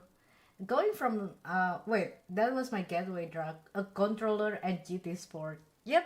I mean, honestly, there's a lot of good controller player out there, and I even that I'm 4 years in sim racing. Like I've been doing sim racing for 4 years. I think now it's like my fourth years. I don't think I can beat the controller player. Like, no, I don't think I can. I tried They're to pretty drive once. dedicated. Yeah, If they've gotten that far, if they're racing in 2-3K splits on iRacing with a controller, like no, that's crazy. Yep. I salute everyone, all the controller players out there. Like really, yeah. really. Like, I see and honor and respect talent. When I see it, mm-hmm, I won't, just it's not less than just because they don't have nice hardware or whatever. mm-hmm. When I'm driving on the controller, my brain doesn't really notice the difference. My brain makes it feel like the same as the wheel. Yep. And 2.5 years into getting serious about it. Good luck with your journey, by the way. Good luck. I really hope that one day I can race with you in ACC or hopefully iRacing. Yeah, we iRacing. will. I mean, I'm not going to be selling my sim rig anytime soon, Me so neither. I'm not it's gonna. inevitable. Don't worry, don't worry. Oh my god, Kerry, we should do some drive together at some point. Like, You're on. oh my god. I'm super And then I excited. can tell you, all the things you're doing better than me too. After we drive, we can rendezvous, and I'll give you Oh! a recap. I'll give you an engineer recap. Oh my god, oh my god, oh my god. I feel like Kerry should be the screen to speed engineer. Guys, Sophie, Yvonne, everyone, do you guys agree that Kerry should be our race engineer? Our screen to speed race engineer. Oh my god, that would be so amazing. Like super amazing because again, I don't this is the first time for me to meet someone that has a really big passion in engineer. Like wow. Well, we have Victoria. Victoria is like one of the dream team member, and I interviewed her like last month. I think she So has now an I'm gonna have to interest. go watch her. Now I have to go on Twitch and go watch the other episodes Oh my god. so I So can learn about Victoria. Victoria, she's amazing. She's super amazing. Amazing. Like super, super, super, super amazing. I love her so much. She's very young. Like she's very young. Oh my god, she's like a little sister for me. But she has lots of knowledge about science, about engineer, and I learned from her. Like, oh wow, that's how you do it. Oh wow. Yes, so talking about setups, this is that. Oh my god, she's planning to go to mechanical engineer, I think. Great. I mean, it sounds like a good career for her. And I mean, like I said, I mean, engineering is a way to be high impact. Mm-hmm. You know, you Yeah. can be creative and innovative and still honor the people element of anything that you're doing. Mm-hmm. Mm-hmm. But I think that being someone who brings passion, not just doing it because it's a job, I think it's wonderful. The world needs people like that of any gender. It doesn't matter how old you are or young you are. Yeah. I think that True. that's giving your gift to the world. Yep. I think that's what I like about sim racing because sim racing really give me a chance to meet a lot of different people from different background, sharing different passion. Like, oh wow, it's just that I don't think I will meet you in this lifetime if I'm not getting into sim racing, Kerry. Because Yeah, I mean, like yeah, that's true. I mean, but then you seriously. moved all the way from Indonesia to California, and I do come down to California to race. So, it's When? not entirely. I'm gonna be down there in October to go race at Chuckwalla in the desert, because Oh here it wow. our weather gets bad here in October, and it's cold, and none of the Right. racetracks run. So I Uh-huh. have to go down there. So I'll be in Oh. your neck of the woods. I will Oh my god. probably run into you someday. Oh my god. Oh my god. One day if you're racing in California, I promise to you I will come to your race. Same like Jamie. Jamie will have her first karting race, I think karting championship. And I told her like, you know what? One day if I go to Las Vegas, to Nevada, I will come and see you. I would Yeah, love to we'll support root for all my Team girls. Girl. Let's go Yeah, girls! Oh my god. let's go. I I'm mean, I'm not as super useful with the happy. cart setup, but I can be there and check tires, man. Check tires. That will be helpful, don't worry. I'm super happy because you know what? It's our mission here in Screen to Speed and INIT Esports to give the girls an opportunity to make it in motorsport. Doesn't matter if you want to be a driver, if you want to be an engineer, or if you want to be in journalism, part of it. Like, we are here to help you, to open the path for you. Yeah. And I'm super happy, like our last two guests, like you and Jamie. Jamie doing real karting things, and you're doing real racing. It's like it. I feel like we are here and we serve the purpose. Like, we will do our best, of course, like to open the path for you because yeah, whenever we are having an opportunity, like oh, there's a real event coming up, and we need like 10 female sim racers to compete, and the winner will get a chance to sit in real race car, just like Hirsha, the first winner. Yeah. You know what? I would love to see you in it. Like, I would love to see different girls, different winner in every series because, yeah, oh my god. And we're here to support each other to prove we're not second rate. Bringing girls into motorsports does not mean it's a charity or a handout or that we didn't put in the work or that we're not absolutely grinding every step of the way, just torturing ourselves, trying to figure out how to get to that next level, you know? Yeah. We're every bit as passionate and we have every bit as much potential and talent and, meeting other women in the winner's circle and being like, you helped me get here. I Yep. mean, how incredible, you Yeah. know? I mean, I'm super happy because, well, it's not like I don't like hanging with the boys or something like Yeah, that. men are great Sam, too, I and I've love you. spent lots of time. Seb, I love you. Pepsi man, I love you. You are my friend. You are my family. But it feels different when you're like playing with the girls. It feels like more connected. Yeah. Like I work mostly with men, and I yeah. love it. I have no problems working with men. It's not weird. It's not awkward. My husband has no concerns with it or anything, it's great. But you're right. It does feel different to compete with women and it hits different and it feeds a part of my soul that prior to really getting to network with women, I didn't know I needed that. But we do. Yeah, I mean, It's it feels important. different when you're like having a battle with your friends and especially with your girlfriends, It feels Yeah. special indeed. Like, it's easy for me to build a trust when I'm racing with my friends, with my female friends. Like, okay, let's do Yeah. this. Let's do I this. drive my Girls. friends harder. Yeah, oh I yeah. do. Oh yeah, Yeah. but fair. Tough but fair. But I will absolutely drive my friends Well, sometimes I harder. overcook my tires, so I hit my friends, but it wasn't on purpose. So, I'm sorry, but it means you're special to me. Like, yeah, if I hit you, you're special. But seriously, it feels special, and I'm super happy to see the INIT community keeps on growing. I see new people coming in, and now we are having a different competition, not just in iRacing. We are in console too, and hopefully in the future we will have in ACC, in F1 game. So like to find more women, more talent, because what's the point of being good but you're only doing it by yourself? Like, Lonely. life will be better when you have friends in it, like when you have Yes. someone alongside and help you to grow, help you to become a better driver. It feels amazing, like super super Agree. amazing. Oh my god, Keri, I'm so happy, super happy, like super super happy to finally meeting you in INIT Talks. We are having a chat because again, it's not like we are having a chat every day because we got No. things to do. Yeah. So I'm super super happy to finally like to find you, to found you. Likewise. Like, Thank you for helping to bring the community together because I'm someone who kind of is on the outer orbit and like I said, like being invited in, it's huge. thank you so much, and I will keep on doing my best to to bring, not like to bring more girls, but to highlight more girls here because you guys deserve it. Like, you guys deserve a spotlight. Everybody in the community deserve a spotlight. Like, we want to hear your story. We want to know, like, how did you get into sim racing? What are your passions? And I love it. I just love it. I love talking to my girls. I love spending time with you girls. And from here, I feel like we are slowly like gathering people, gathering like a group of girls, and we do some drive together at some point. Yeah, well, I mean, that's literally all this community is, really, right? I mean, Mm-hmm. but it's important too.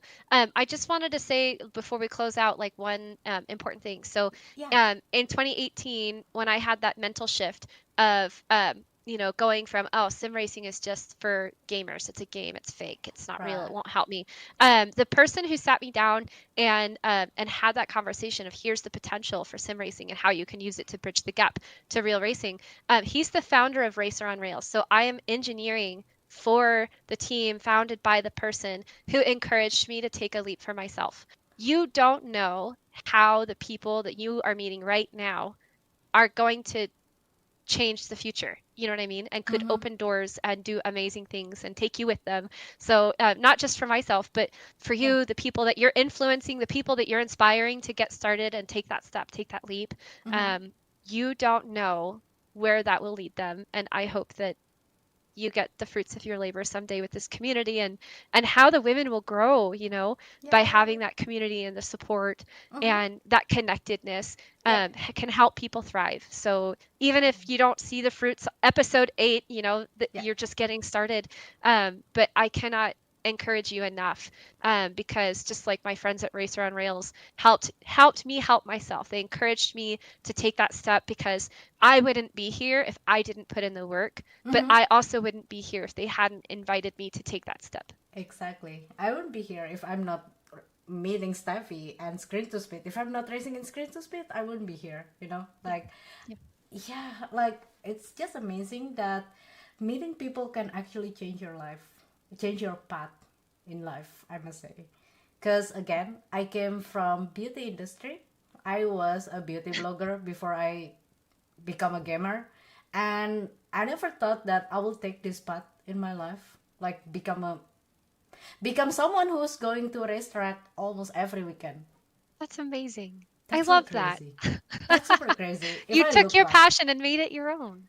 yeah, I mean, one day I came to my parents just saying that, you know what, I want to quit my job and I want to become a gamer.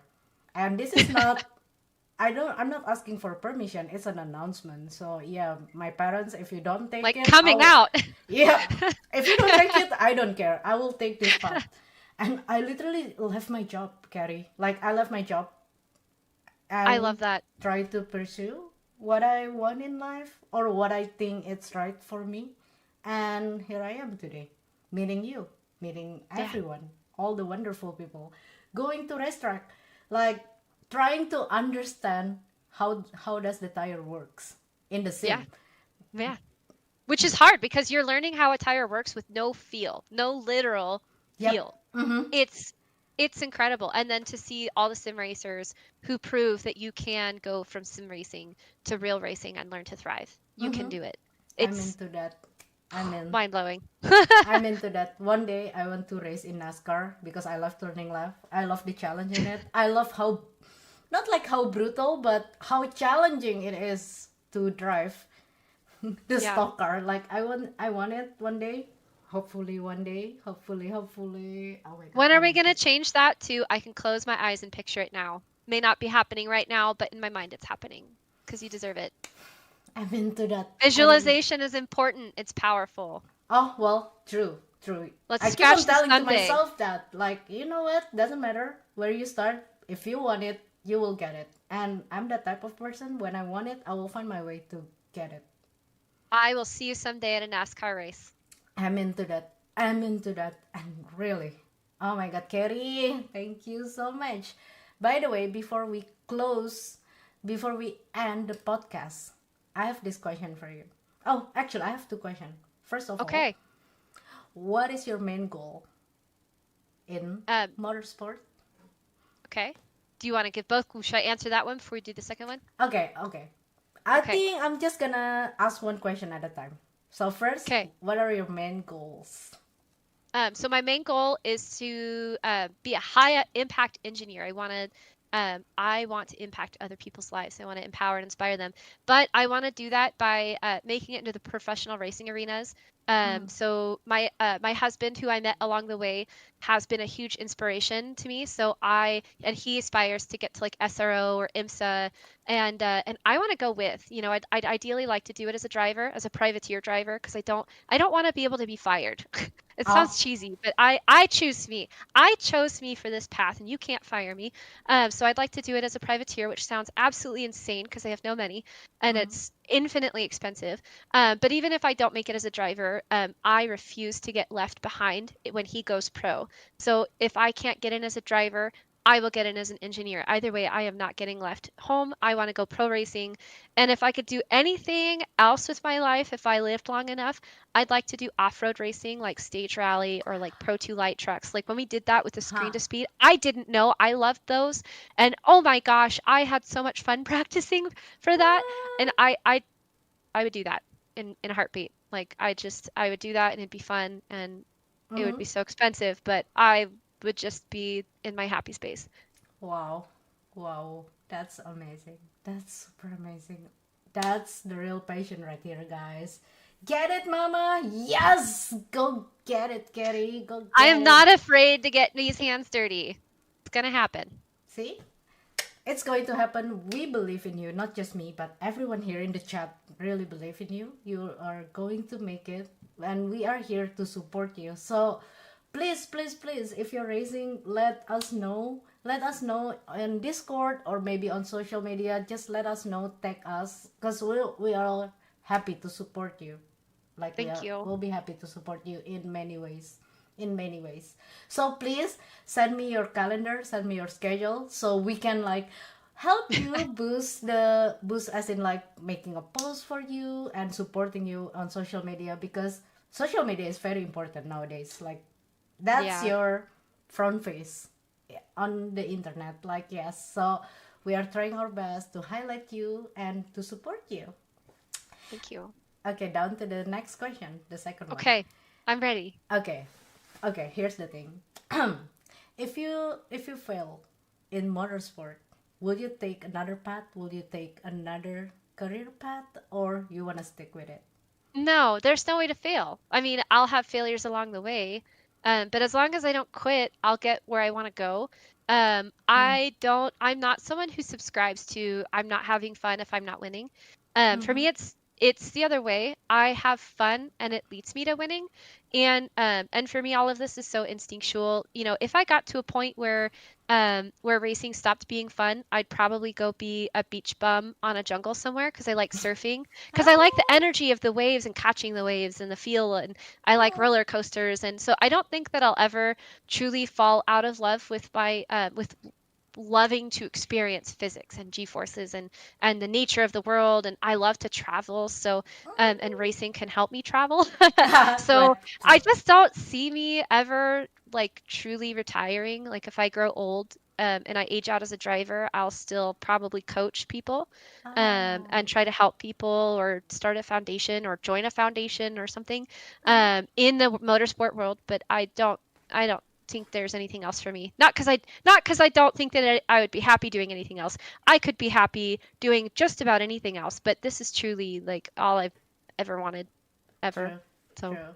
Same here. I don't think. I mean, if I failed here, I don't know. Maybe I will keep on doing it. I will keep on trying it until I reach my own level of success, because everyone has a different level of success, right? Some people want to well, be a world champion, some people, yeah. you know. The only way you could truly fail is quit. So you're asking me if you ever quit, would you do something else? Well, I don't plan on quitting, so I don't understand the question. Right, right. So, because sometimes when I ask this question to other people, people will mention like different path. Like, oh yeah, if I failed in sim racing, maybe I'll become this, I'll become that. Mhm. We have that And kind of. that's fair. That's Yeah, I fair. mean Yeah. that's totally fair. But for me, so outside of this, my husband and I quit our day jobs a few years ago. I had a great paying career. I have a master's degree and I was a data scientist, and I could have pursued that and been like kind of happy, but not raced as much as I wanted to. And I Mm-hmm. could always fall back on it, but I can't. So we ended up starting a two-bay shop where we build Oh. and maintain sports cars and race cars for our local community. Mm-hmm. And so, and I found that it's difficult. It's very difficult, but it's rewarding. And we've created a whole lifestyle. So every day I wake up, eat, breathe cars and racing and motorsports and car setups and goals and our upcoming schedule, not just for this year, but next year. And, you Mm. know, so it's literally I eat and breathe. It's a lifestyle. It's a It's lifestyle. it's Yep. obsessive, and to some people it seems extreme. Mm-hmm. And I do have other hobbies out. Like traveling is a hobby, and Mm-hmm. I like spending time with my dog and going for hikes. And but I don't have to quit racing to enjoy those things. You know To what I enjoy mean? those things. Right, right. That's So true. That's the spirit, and I love it, because sometimes I like to ask this question, not like to judge people if they really love doing it or whatever, but it's more like I want to know like what's in your mind one day, because we have our, I don't know how do I say it, like we have our low time, I must say. Like, when you feel like everything is wrong, you want to give Yeah. up. Yeah, It's normal to have it. absolutely. I'm there all the time. Like, dude, did I make a mistake leaving my day job? Because I'm still not making money and I don't feel like I'm good at this and I can't afford to go back to college to become an engineer by title, like Mm-hmm. by degree or By licensure. degree. Yep. And so at what point am I going to give myself permission to actually call myself an engineer? How good do I have to get before I say, "Hi, I'm Keri. I'm a motorsport engineer." And say it with confidence like I just did. Yeah. But like to say that in an environment where there's actual engineers, and I say that like I haven't internalized that.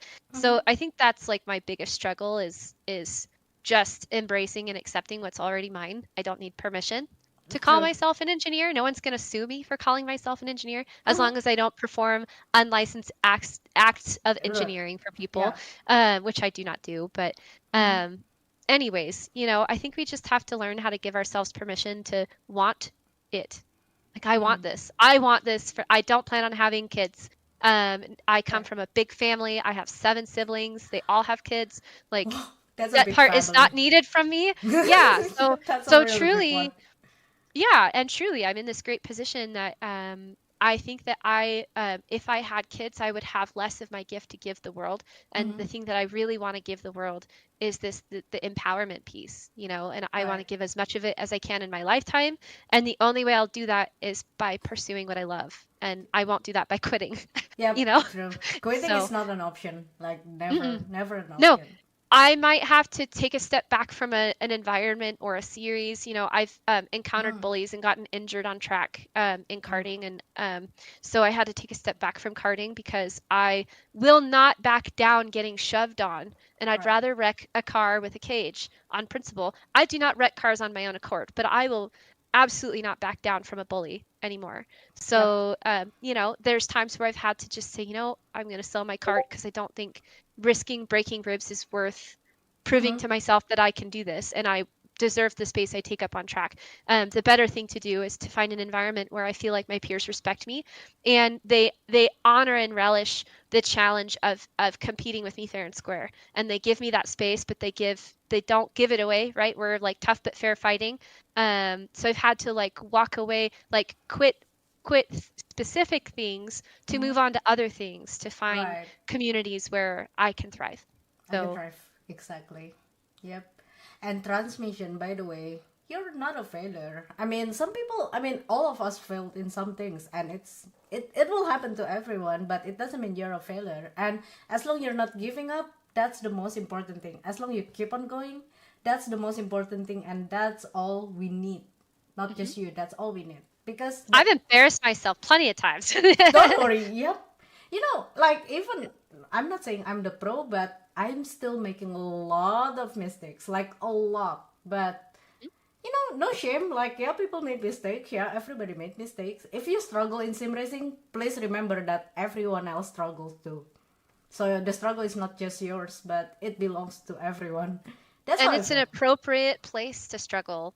Going to like a professional race and renting a seat from an IMSA car and then crashing it is maybe not appropriate. But being on a simulator and racing a car that gets raced in IMSA and struggling is appropriate. And Mm-hmm. iRacing has a competition ladder and the iRating structure so that there's a race for everybody. Yeah, Like if you want to race, there's a race for you. exactly. you If know. you want to race, there's a race for you. And that's the good thing about simulator is you can keep on doing over and over. Cause And you don't have to keep buying new cars. Like it's exactly. expensive, so expensive to be like, I want to try drifting, and then you have to build a drift car. I want to try NASCAR, and then you have to buy a stock car. And then I want to try. My husband likes sports cars that are as fast as sport bikes. Uh-huh. They are so expensive Like to crazy be like expensive. 4 or 5 pounds per horsepower. And Jesus. so, then he's like, well, I want something that has bigger room for more tires, right? And that's another $80,000 to buy a car and then build Jesus. it to be that fast. It's just, like to get to explore in the simulator, it costs you like a $60 game is nothing. Mm-hmm. And it costs, I mean, to make setup changes is a click of a button, and you Right. can learn what setup changes do rather Mm-hmm. than being up 10 hours aligning and corner balancing a sports car because you did a spring change and Mm-hmm. you want to make sure your ride height's ready to go. Right. Um, Right. yeah, Right. I mean, it's okay to fail in an environment that's meant to be accessible. Mm-hmm. Yeah. yeah, some people need to experience, or all of us, we need to experience the failure in order to succeed. Because don't worry, speaking about my sim racing career, back in the day I did almost 600 laps trying to qualify in high level of competition, and I still failed. Don't worry, I total failed. 600 laps in the last 24 hours around Red Bull Ring, and I failed. I cried. I cried because I failed, Oh. but I didn't give up. Like, okay, I cried today, but we try again tomorrow. Tomorrow is another day. It's a space for another mistake, but we learned something today. We're gonna learn from that, leave it behind, and continue.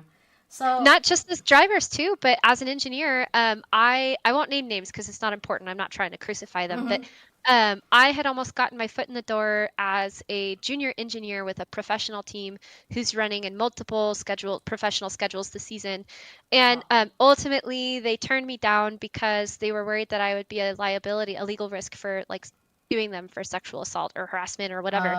Which to Right. me is like, I mean, I never in a million years would I be worried about that. I'm like, Mm-hmm. but and I just like I cried on my bathroom floor because I wanted it so bad. Mm-hmm. And I there's nothing I can do about my gender. It's True. nothing I did. I mean, yeah, I mean, we don't have to feel ashamed for being a girl.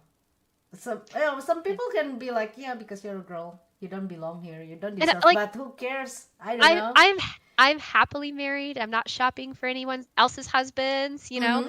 And I'm Exactly. certainly like I don't walk around in attire that like screams, "Hey, I want your affection." You know what I mean? Like Yeah. not that there's anything wrong with that, but just saying that that's not how I present myself and it wasn't anything that I did and it still felt like a big failure. Like why even bother doing this if no one's going to hire me? Because they have to be able to trust that I'm going to be able to work with their team Actual and work like as a professional. because sometimes like I share a hotel room with somebody that I may not even know, you know what I mean? Because Mm-hmm. there's two beds. And to me that's like not a big deal, right? Because I'm okay with that. And I respect my boundaries. I voice my Yeah. boundaries. It's no big deal. Like, True. like it's to me it's the most simple thing. But then to decide, you know what? I and I think a lot of women struggle from this. I am going to make myself so good and so skilled at this that they're going Mm-hmm. to want my help anyways because otherwise their competitor is going to get my help and I'm going to help their competitor beat them. Yeah, not And you, that's the competitor. sometimes it takes like finding that like you pick yourself back up off the floor so to speak after your failure and Mm-hmm. you keep going like you with your 400 laps but Yeah. but that's where I really circle back to if you want to do it that's it. That's the number one determining factor of how successful you could possibly be. Do you want to keep on doing it or not? That's the most important thing. Like, after you Yes. fail many times, do you still want to do it or not? If you still want to do it, that's Yes. your passion. Go for it. Yeah. But if you don't want to do it, I'm not saying that you're not serious in it, but if you don't want to do it, maybe it's not actually your passion. Like, Yeah. And I mean, that's okay. Like, people that's are still okay. allowed to participate in sim racing as a hobby and as a pastime. Like, that doesn't make them less than. I have been humbled by plenty of people who do not take this as seriously as I do. Mm-hmm, mm-hmm. Yeah, true, true, So true. that's okay too. That's okay. I mean, again, if this is your passion, go for it because you only live once and you don't know. Because, yeah, you don't know about tomorrow, you don't know about the next week. So, you have to keep on doing it. Do your best for today. Don't think about, yeah, you can have a long term goal, by the way, transmission and everyone. But, just do your best for Yeah. today. Like today is your last day and keep on doing that on repeat. I think that's what Yeah. I do. Like, I'm still a nobody nothing amateur engineer at the grassroots level. And but I'm still living my best life and if even if I don't make it into pro racing, I'm still every day approaching my craft as though mm-hmm. that's exactly where I'm headed because I Yep. believe it to be true. As long as I don't die from an unfortunate thing before then, that's Yeah. literally the only thing that will stop me Mm-hmm. is if I age out or, if I just get hit by a bus or something. I don't have control over that. Yeah. Something you But cannot short of control. that, you will see me in an IMSA paddock at some point, hopefully Amen. sooner than later. Amen. I really hope to see you in IMSA paddock. I really hope to see you on the top. I want to see you to succeed in whatever you do in life. Really. Really. Because you Thank you. deserve that. And you are amazing. Super amazing. You inspire me. and everyone here, I believe, like to become a better person, not just a better sim racer or engineer, but also to become a better driver, a better person. I mean, I'm sorry, better person, not driver. Yeah, because if the only thing there ever was to racing was winning, then you wouldn't need competitors, right? You could just set lap times. Yeah, But to true. be able to exist in a space with people, other people who are also excellent, Mm-hmm. that's what makes these sports beautiful. Yep, true. Because, like in a race, there's only one winner. The rest is not winning, okay? So, like, yeah, even if you're not winning the race, you are still learning something. And there's a lot of things that you can learn on the track during the race, not just about winning. Trying to battle the guy in front of you, people in front of you. That's already a challenge. And if you're able to pass someone in a race, that's already a win. If you Yeah. gain so much position in a race, for example, you're starting from fourth, no, from 10, you finish fourth, it's already winning. You overtake 6 people in the track, and that's amazing. Well, and also, do you think Max Verstappen goes, well, I'm already winning, so I don't need to get any better. I'm already winning, so I don't need to learn from anyone else in this paddock. Do you think that Max Verstappen doesn't study his competitors, Hmm. you know, to see Yep. what their strengths are and where, if they're closing the gap on him, how and why? And Mm-hmm. is there some of that opportunity left for him to learn, even if he's already winning by like a mile, right? Yeah. If he didn't respect his competitors, if he just went, huh, like I'm already beating them, The they can't touch me, best. they'll never touch me, and you just don't see that from him, Mm-hmm. Why? Yeah. Why? It's because you need other people in racing who are You great need to a make you. competitor. Yeah. Mhm. So, I mean, having a lot of competitor means that it's a healthy industry. It's a healthy competition. If you keep on learning, if you keep on, okay, you step out of your comfort zone. Okay, what do I need to learn? Why does Mhm. this people are suddenly so fast? What did I do Yeah. wrong? Yeah. You know? And the more people who are competing for the front, the more sponsorship dollars that there likely are available in that series, you know? True. I mean, it's just That's simple how the industry economics, right? works. Yeah. So so if you're already winning, what is a motivation to help other people? Well, you have access to more sponsorship dollars in theory. Mm-hmm. If you help level up the entire field and you still win, there's Yeah. just more available. So I think even whether you're someone who's still rising like myself and like you, Mm-hmm. or you're somebody who's already at the top, and yet you're asking yourself, how can I do more? I think Yeah. that exactly what we're doing now and sharing ideas and sharing how that makes us feel and how other people inspire us to do more. I Mm-hmm. think it's an endless pursuit. It's lifelong. Yep. It is. Wow. And sim racing has taught me patience, lots and lots. Yeah. For me, sim racing taught me to push myself to the limit where I think that I'm at my limit, but it turns out it's not my limit, Mhm. you know? And you'll find in the data, you will find the answer to what was a lie. The data You doesn't thought lie. you'll think all of these things. You'll assume all of these things, and then the data will come and surprise you. Yep. The data doesn't lie. Motec doesn't lie. I feel so attacked every time I look into my Motec. Like I had like a coach back in the day coaching me for stuff, and we look into my data, our data. Oh, you sure you break at 100 sign? Yeah, I'm sure. Really sure about that. Then look into it. Oh God, I feel so attacked. Okay, Or or are you sure you didn't lift off of the throttle after you got in on the throttle? Are you sure you I didn't feel so lift? attacked. Not even a little bit? Oh, me too. All the time, Yeah, starts yeah. right here. I feel so attacked. And then my coach said that the data doesn't lie, else. Even if you think that you break at the right mark, you are not. Mhm. And wow, I feel like, oh my god, okay, I think my instinct was wrong back then. Okay, I'll do my best in the But next it's one. endless. It's endless. Even now, if you go back, I'm sure there's things that the data would highlight that you didn't know before you looked at it. And Mm-hmm. it's endless. I mean, even I'm sure the best of the best, they're constantly challenging what they believe to be true and pushing that envelope. That is the nature of it, Hmm. is to constantly be challenging what you previously thought was the limit. Because if Hmm. we don't, then you're self-limiting yourself by saying, "Yep, this is all there is." you Right. know? I think the limit is myself most of the time, like ourself most of Mhm. the time. It's not Yeah.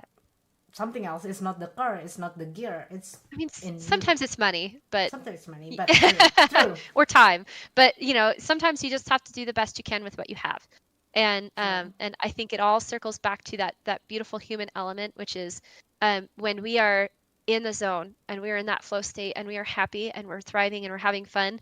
That's when we truly make miracles happen, True. regardless of the car setup. Yeah, regardless of car setup, yeah, true. Yeah. Time and money, the great gifts. Thank goodness for sim racing. Thank So goodness, exactly. And this is what we're trying to achieve, of course. More fast ladies, more sponsors dollars. So yeah, girls. So if everyone here watching this video or in the future watching the clip from this INIT Talks, don't be afraid to join. Like, just do it. Just register. Show yourself in the race, because don't worry, we are here to facilitate, like to give you girls an opportunity to learn how to race. And also, um yeah, like, what did I want to say? I kind of forgot. Oh no. Oh yeah, doesn't matter if you come from any background, any sim background, racing games, because we are here. We will have a lot of different race in different sim, in different games. So it doesn't matter where you come from. Just do it. Just do mhm. it, because And by jumping everybody. in, Mm-hmm. sorry, by jumping in, you also show there's demand and you bring more sponsorship dollars to the people that are doing well too. Like Exactly. if you can directly help other people by jumping in. Even Yep. if you don't do well at first, you're still helping. It sounds weird, but it's true, you know. Yeah. True. And here's the tips. Not like here's the tips, but okay, I'll share it to you, transmission, and also to Keri. How I got my sponsorship. I got my first sponsorship in sim racing by winning a race. So your participation really determine like where are you going to go in the future if you want to be here in sim racing.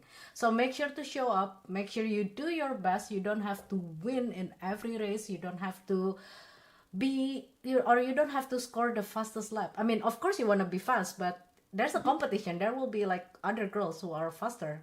That's why we call it a competition, right? But the most important thing is you show up, do your best, and the sponsor and big names, sometimes they are watching us when we are racing. So just show up, do our best, show up your personality, and that's how you get the sponsors. Yeah. Just hand dragged me into the INIT server, and it has been amazing. I've known Yvonne and Sophie from another server, and I'm so happy to join everyone here. I'm so happy to have you, Keri, and everyone, of course, in INIT. And I'm really looking forward for the upcoming Screen to Speed, because we'll be having it in iRacing. Back to iRacing, we'll be driving the F4 in challenging track. One of it is Butters, like Butters in F4. Mount Oh my god. Panorama. Yes. Yeah. You know the We're gonna have F4. elevation change. Elevation change, going downhill. I really hope that there will be no parking lots in Butters. I really hope. We're gonna have potentially a pile up. All it takes is one person to get sideways, and then there's the And wall. We're like traffic. trying to get unstuck. You I've done it. I know you've probably done it. Uh-huh. Yep, yep. Oh my god. But it's gonna be fun. It's gonna be challenging because, yeah, like, why are we not leveling up our game? Like, why don't we bring a challenging track, a technical track into Screen to Speed, right? Like, I mean, I let's. thought every race that I've done has been challenging for one reason or another, but I am down for trying other tracks. Yes. 100%. Yep, yep. Oh my god. Another, like, a different car, different tracks in the series. It's gonna be fun. It's gonna be challenging. So, girls, if you want to know more about the movement, don't forget to visit our website at www.screentospeed.com and initesports.gg, because, yeah, I know, like, some of you are not really opening social media every day, but don't worry, because you can find any info on our website.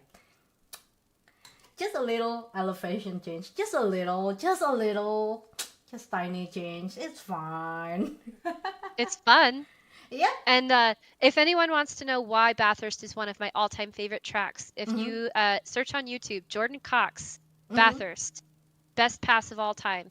I truly that that one move that Jordan Cox made at the top, dropping in The um at oh, what's it not called? the skyline. Skyline is the Skylight, yeah. yeah But yeah. at the Oh. top into the dipper, but at the Mm-hmm. top.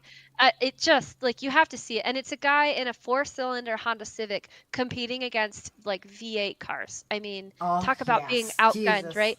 And after it happened, the commentators like, somebody get this kid a contract. And he did. He did. He after that he got a contract because he inspired every viewer. They felt something. You know what I mean? Like this Mm-hmm, track mm-hmm. makes me feel something. So, Yep, yep. I think for me, the track that makes me like feeling something is Road America. I think I mm. love that track in real life, and I love that track in the sim. Just the flow is beautiful, the And it's carousel, and difficult and surprisingly, scary. surprisingly, it's tricky. Like driving casually is fun, but actually to go fast and like oh god, especially in F4 in iRacing, it's such a challenge racing at that track. Crazy, Yep. super crazy. I think I that look forward track to being humbled. that track really brings me joy. Like really brings me joy. Like really. If you've never signed up, we have a 3 months free code for you. See? Transmission, if you wanna race in iRacing, all you need is join our race. Because yeah, we have the 3 months free code for you. See? Don't be don't worry if you don't have iRacing and you never sign up. You can contact us, register to our race, and contact us, and yeah, we will give you the free code so you can race with us. I'm really looking forward to see you on the track because I raced with Jess Han back in the day, and it was so much fun. She's so good, and that was amazing. Like that was like one of the best battle I've had in Screen to Speed. The battle between me, Jess Han, and Artemis. Oh, do you know Artemis? This thing Yeah, Artemis. she was in Rock the Rig also, and she Yep. was selected. So she's now receiving driver development through Byte's driver program, Ah. thanks to Red Bolt, which is incredible. I mean, what an opportunity for her, and she earned it. Mm. I mean, she from the first event, I'm pretty sure she was one of the first people selected, and Wow. it was, I mean, definitely earned. Wow. I think we need that program in Screen to Speed. The Screen to Yeah. Speed program. Like, yeah. There were over like 80,000 laps submitted for that. Women want driver development. I mean, if you can offer them any prize, offer them a hand up to help them get faster. They will show up. Yep.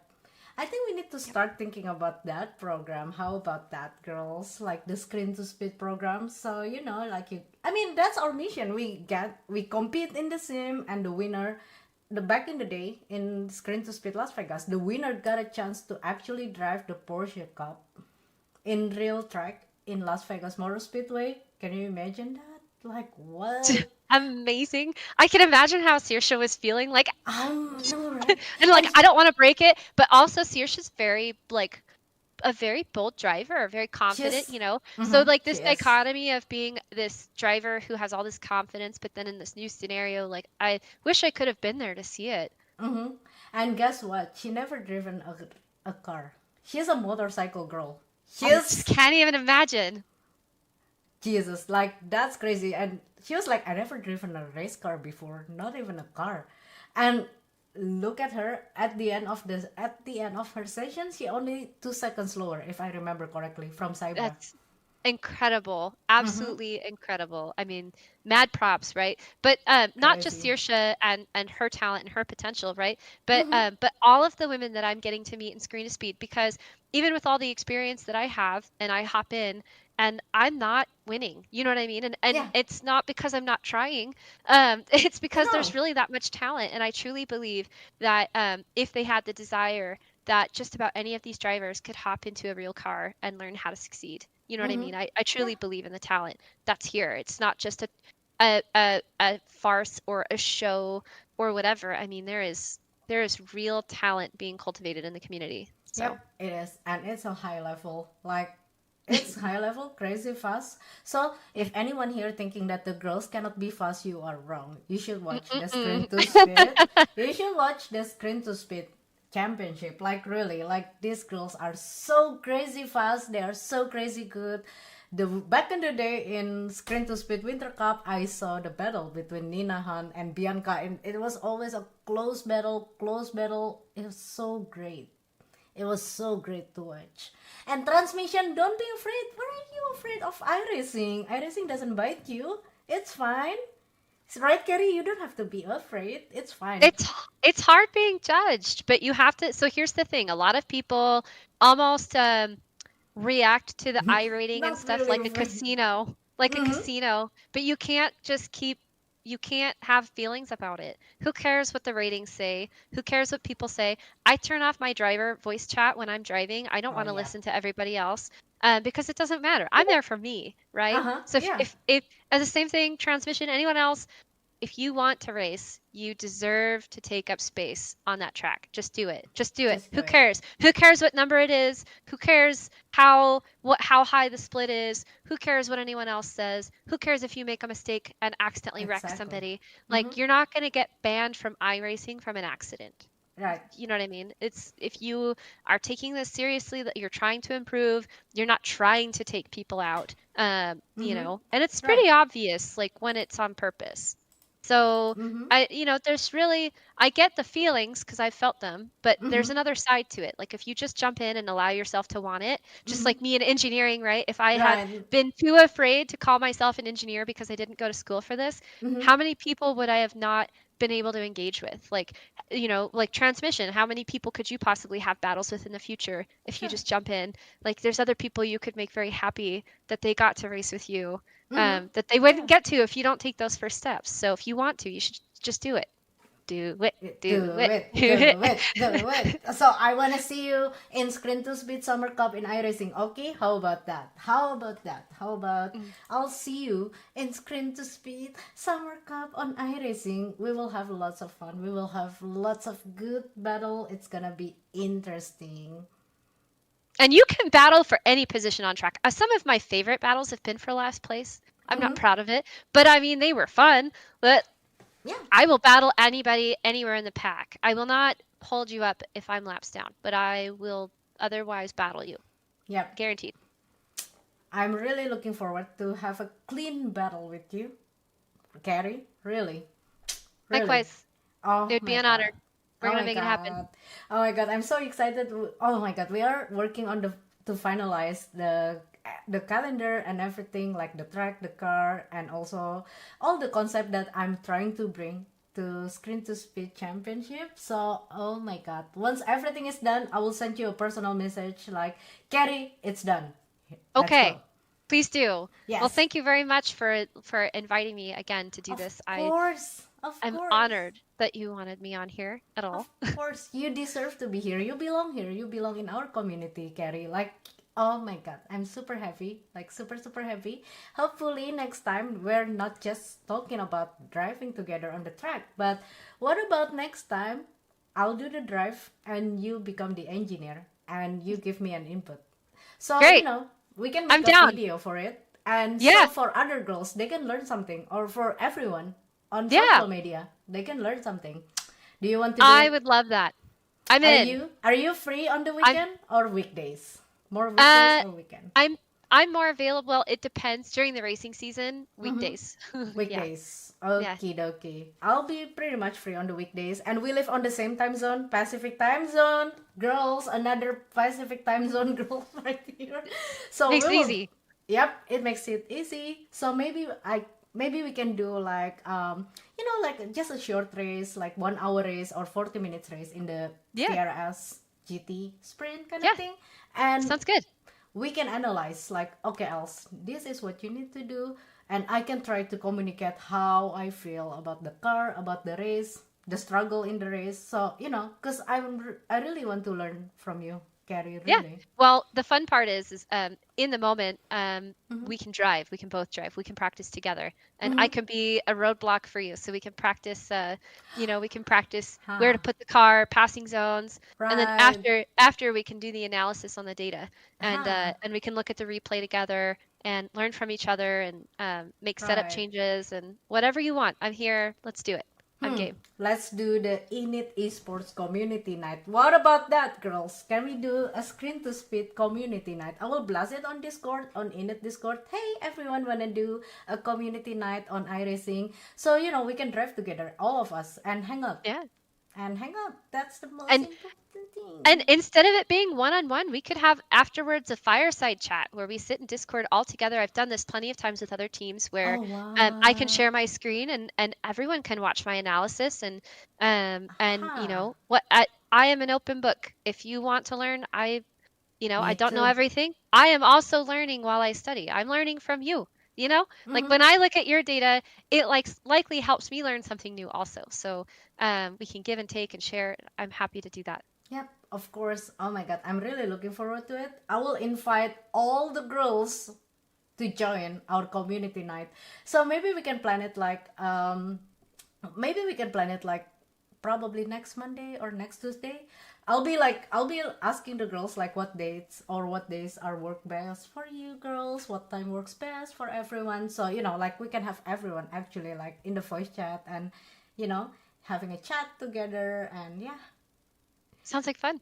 I Of can't wait. course. Oh my god. And you know what? I'm super happy, guys, because INIT Esports is not just about the competition, but we are here as your safe space, as the female community in sim racing. And by being a community, it's not just about competing between each other, but also to help each other, like what we are Yeah. planning right now. Hi, Sharon Fly. Oh my God, Sharon. Hi, welcome to INIT Talks. Welcome. Very nice to have you here today. Very nice. Hello. Iris, I'm allowed to join. Of course. So we should do it. Like we should do it. Yeah. Totally. But yeah, Sounds good. next I week. can't promise that I'm gonna be a little busy in the coming weeks, but because I'll Mm-hmm. be traveling, usually leaving town like Thursday. So, and Oh, then coming right. back like Monday, so like Right. Tuesday, Wednesday is a safe space. Even if I'm traveling on either side of the week, Tuesdays, Wednesdays are usually pretty good for Okie me. dokie. Ha. So, Okay, so basically, I will blast it on Discord. okay. Yeah, I will tag everyone.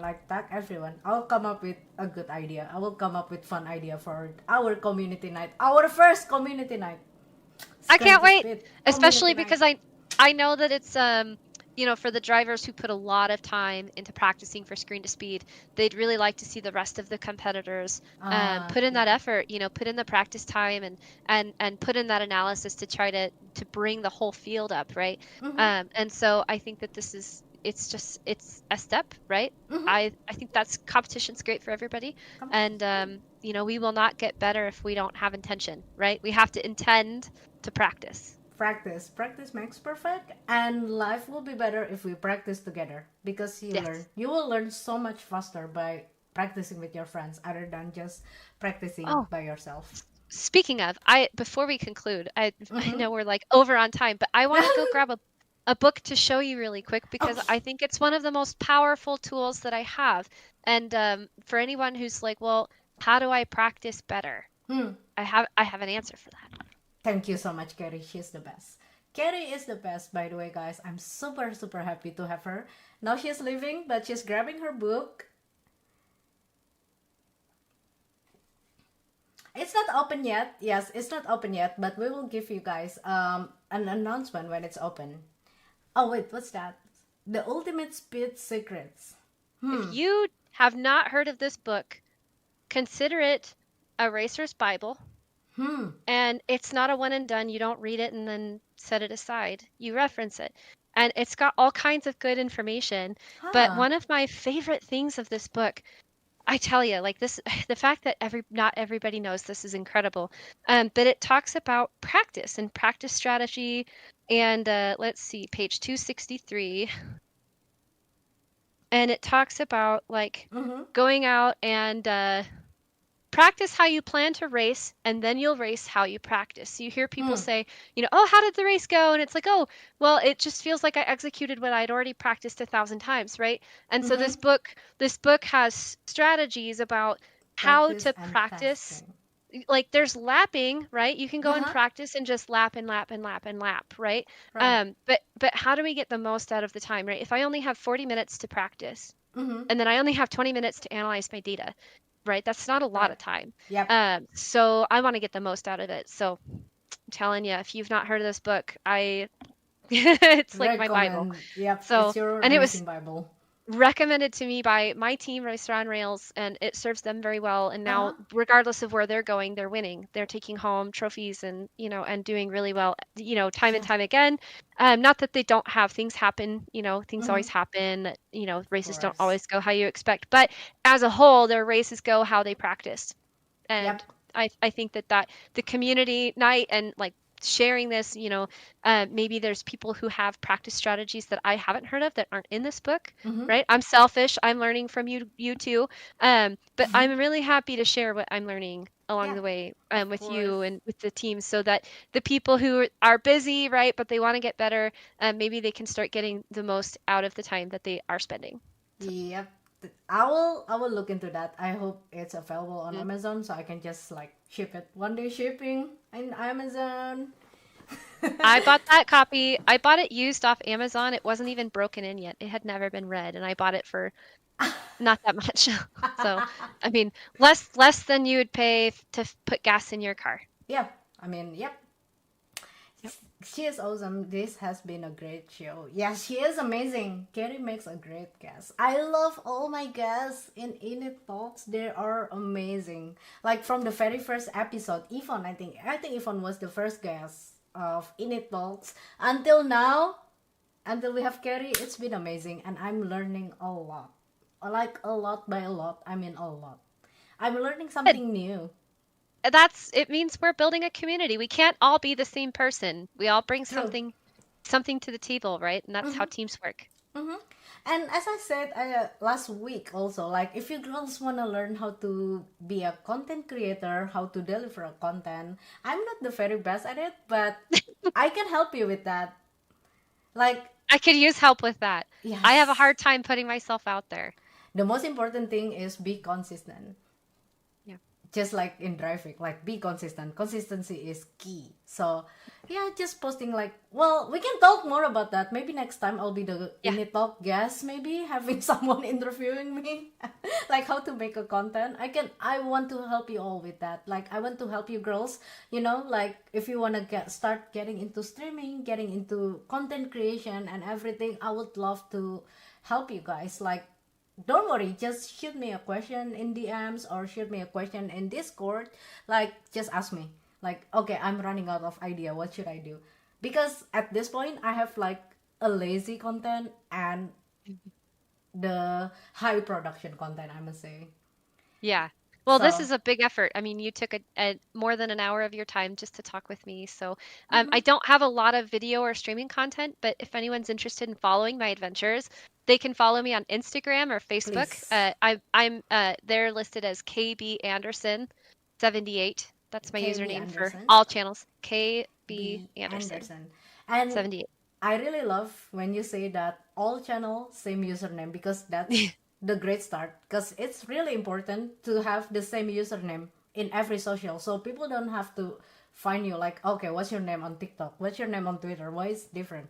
So the first step for everyone who wants to start become a content creator, make sure your username on Twitch, YouTube, everything is the same because that's how people gotta find you. And by the way, Keri, oh my God. I think I told you, oh yeah, it's gonna be a 1 hour. It's gonna be an hour interview, and look at us, 2 hour and 17 minutes. I You can just love. tell me to pack it up and No, go. I love it. I love talking to you. I love learning from you. That's the most important thing. Like, oh my God, I love it. I really enjoyed this INIT talk. I'm super super happy. Thank you so much, by the way, Keri. Thank you very much for being our guest, and I'm wishing you tons of success. And I really hope to see you in IMSA paddock really soon. I'm into that. And by the way, so yeah, girls, don't forget to follow us on social media at INIT Esports and Screen to Speed. And don't forget to follow Keri as well and on social media to support her racing career and also to encourage her to make more contents. How about that? At KB Love it. Anderson 78. So Thank you, everyone. Thank you so much, Keri. Thank you, everyone, for watching. And I will see you next. Oh, no, no, no, no. Next week, we're not going to have an INIT Talks because we are going to DreamHack in Dallas. Woohoo! So you can keep up with us with our activity on our social media. Okie dokie. And I will see you in 2 weeks because guess what? In 2 weeks, we will have a giga lineup for INIT Talks. I don't want to talk about anything. I don't want to say who's the guest, but it's gonna be very special. It will be worth it to watch. Like, I'm super excited, super, super excited. So I will see you in 2 weeks. Thank you so much for watching. Bananas, thank you so much. Oh my God. Bananas, thank you so much. Ladies, love you girls so much. I will see you in 2 weeks. Stay safe, stay healthy. I love you guys so much. Bye. Bye, bye, bye, bye. Thank you so much, Keri. Bye-bye, everyone. Bye.